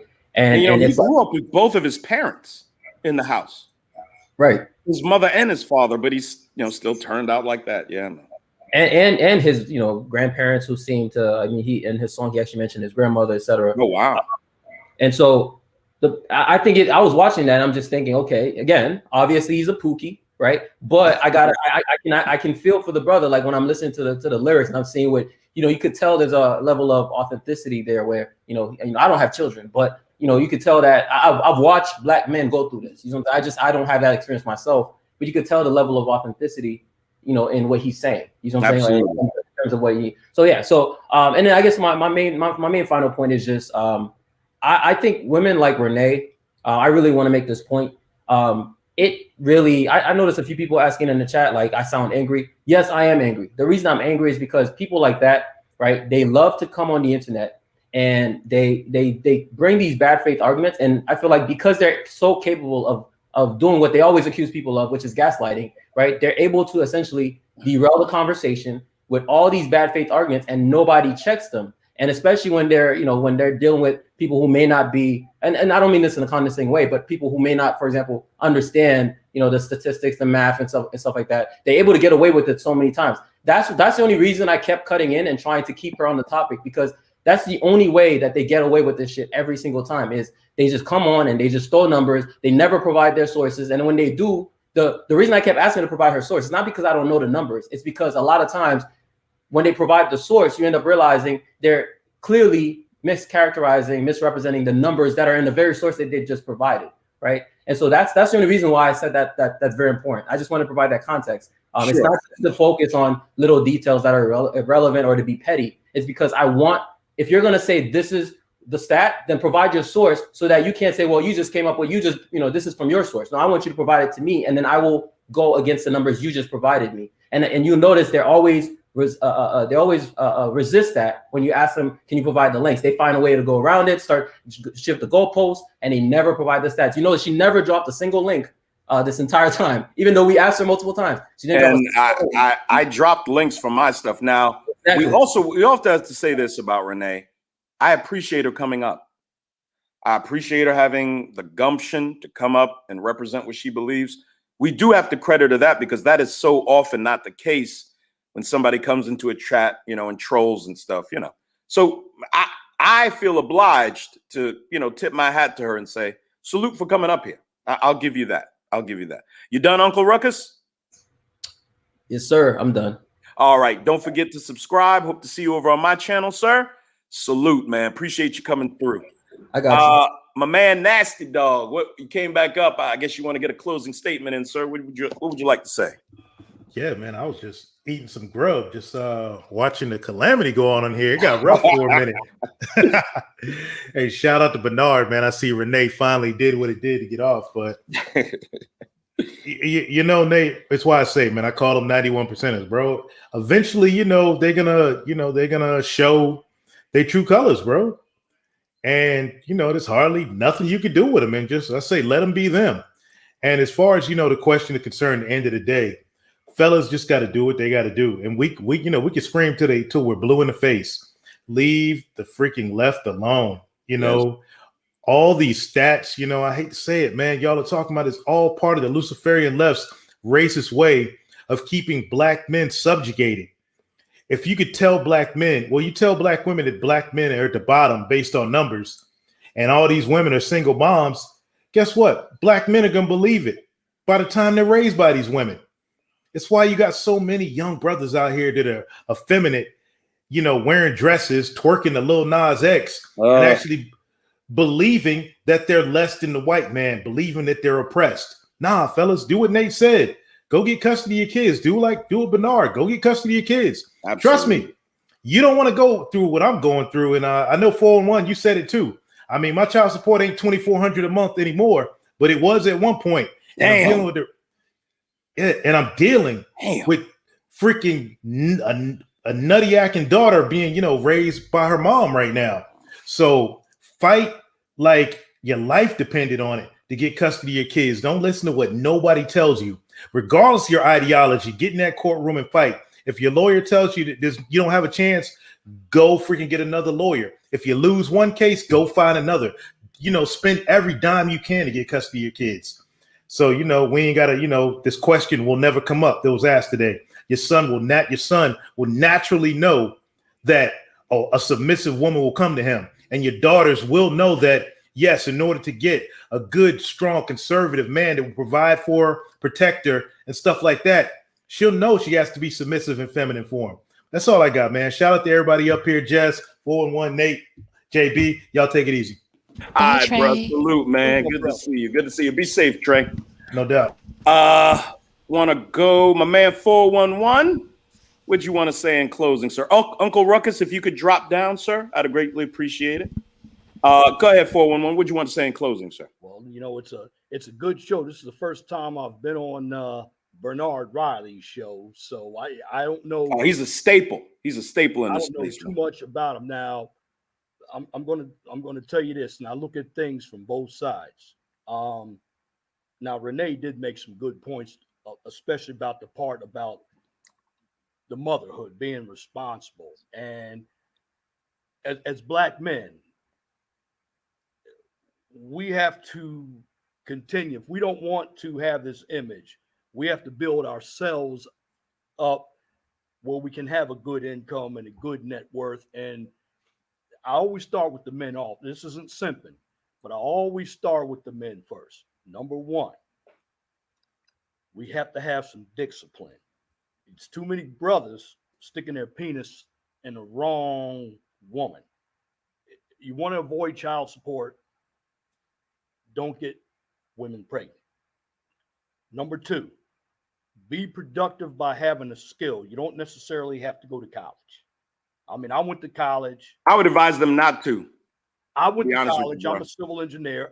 I took, we can rattle off all the statistics in the world. I took statistics. I know mean, moan. I know all that stuff myself.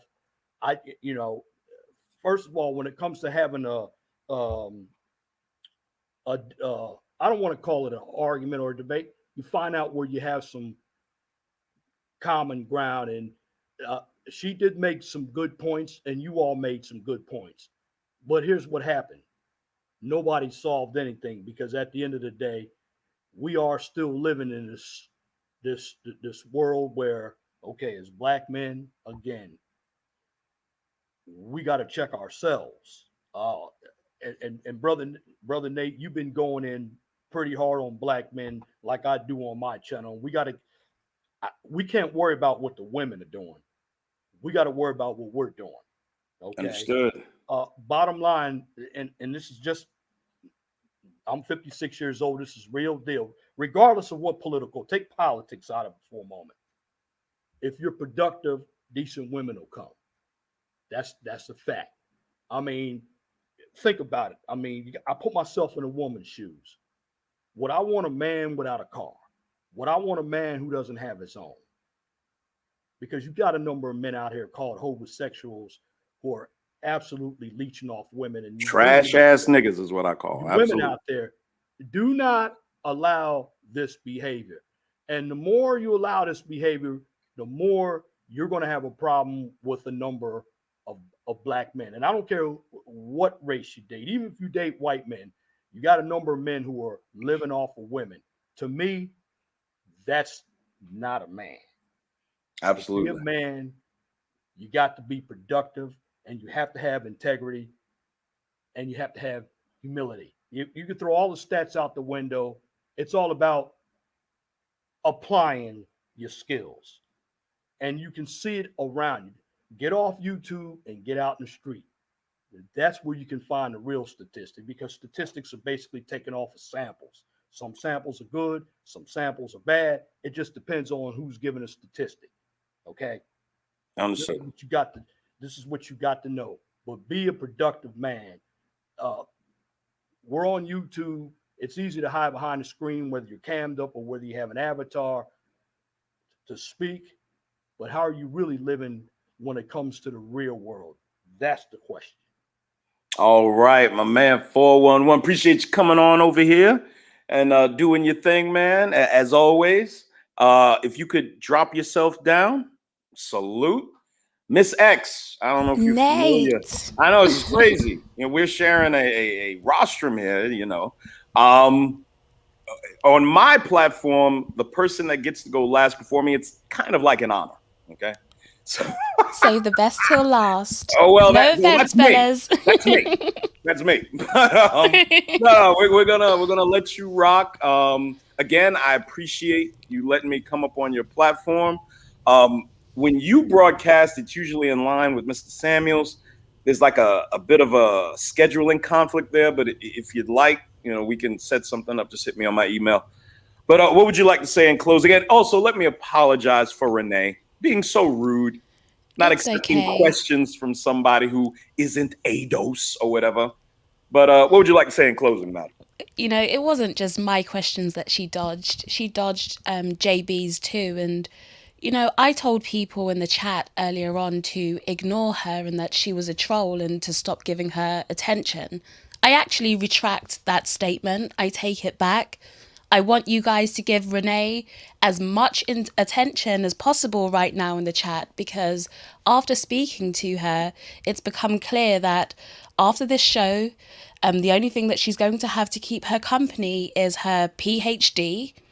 She's single, childless, over a certain age. She needs all the attention that she can get. So please, give Renee all the comments that you want, because after this, she's going to be very, very lonely. And we can see that from the way she's acting in the chat. Give it to her. She needs it.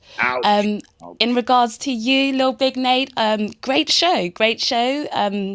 Yeah, thank you to Bernard for being able to make it happen. Whoa, what did you call him? Bernard, sorry. Oh, okay. Sorry. It's a Bernard. But Bernard. Go ahead, I'm sorry. Thank you to Bernard for making it possible, and hopefully you'll be back streaming in no time. I think you said 4 days. Yeah, another 4 days. I'll either be able to stream Sunday or Tuesday. We'll see. Okay, so guys listening, you heard that. He's going to be back soon, so make sure you subscribe. Lilbignate has been entertaining as always. Thank you for having me up. Thank you. Thank you. If you wouldn't mind dropping down, madam. All right, goodbye. Thank you. All right, let's see how many more cash apps I got to call. I think I only got one. It's kind of heartbreaking, if I'm being honest. But My man,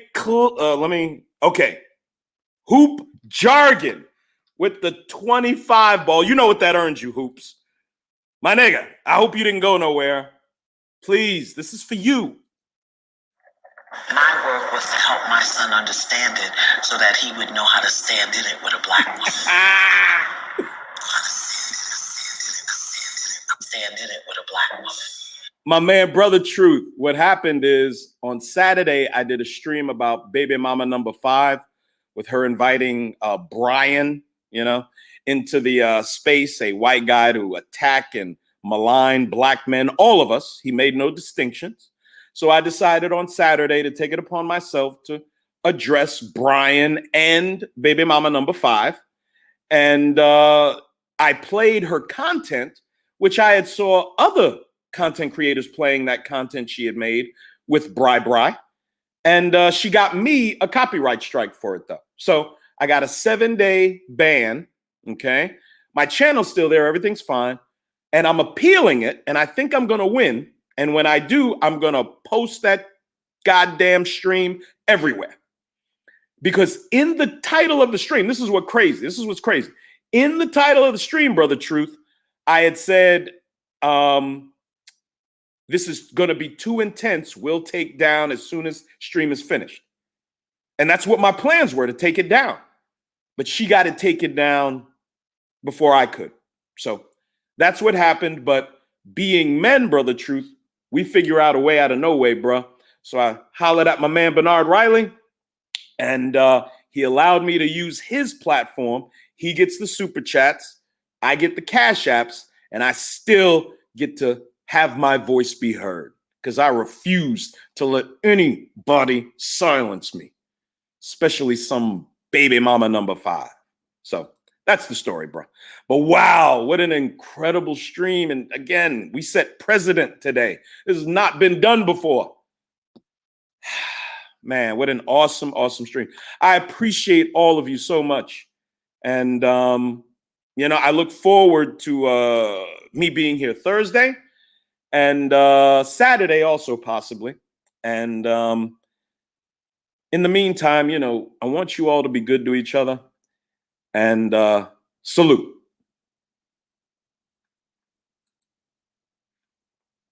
You can wrap it up, Bernard or whatever she called you. I don't know.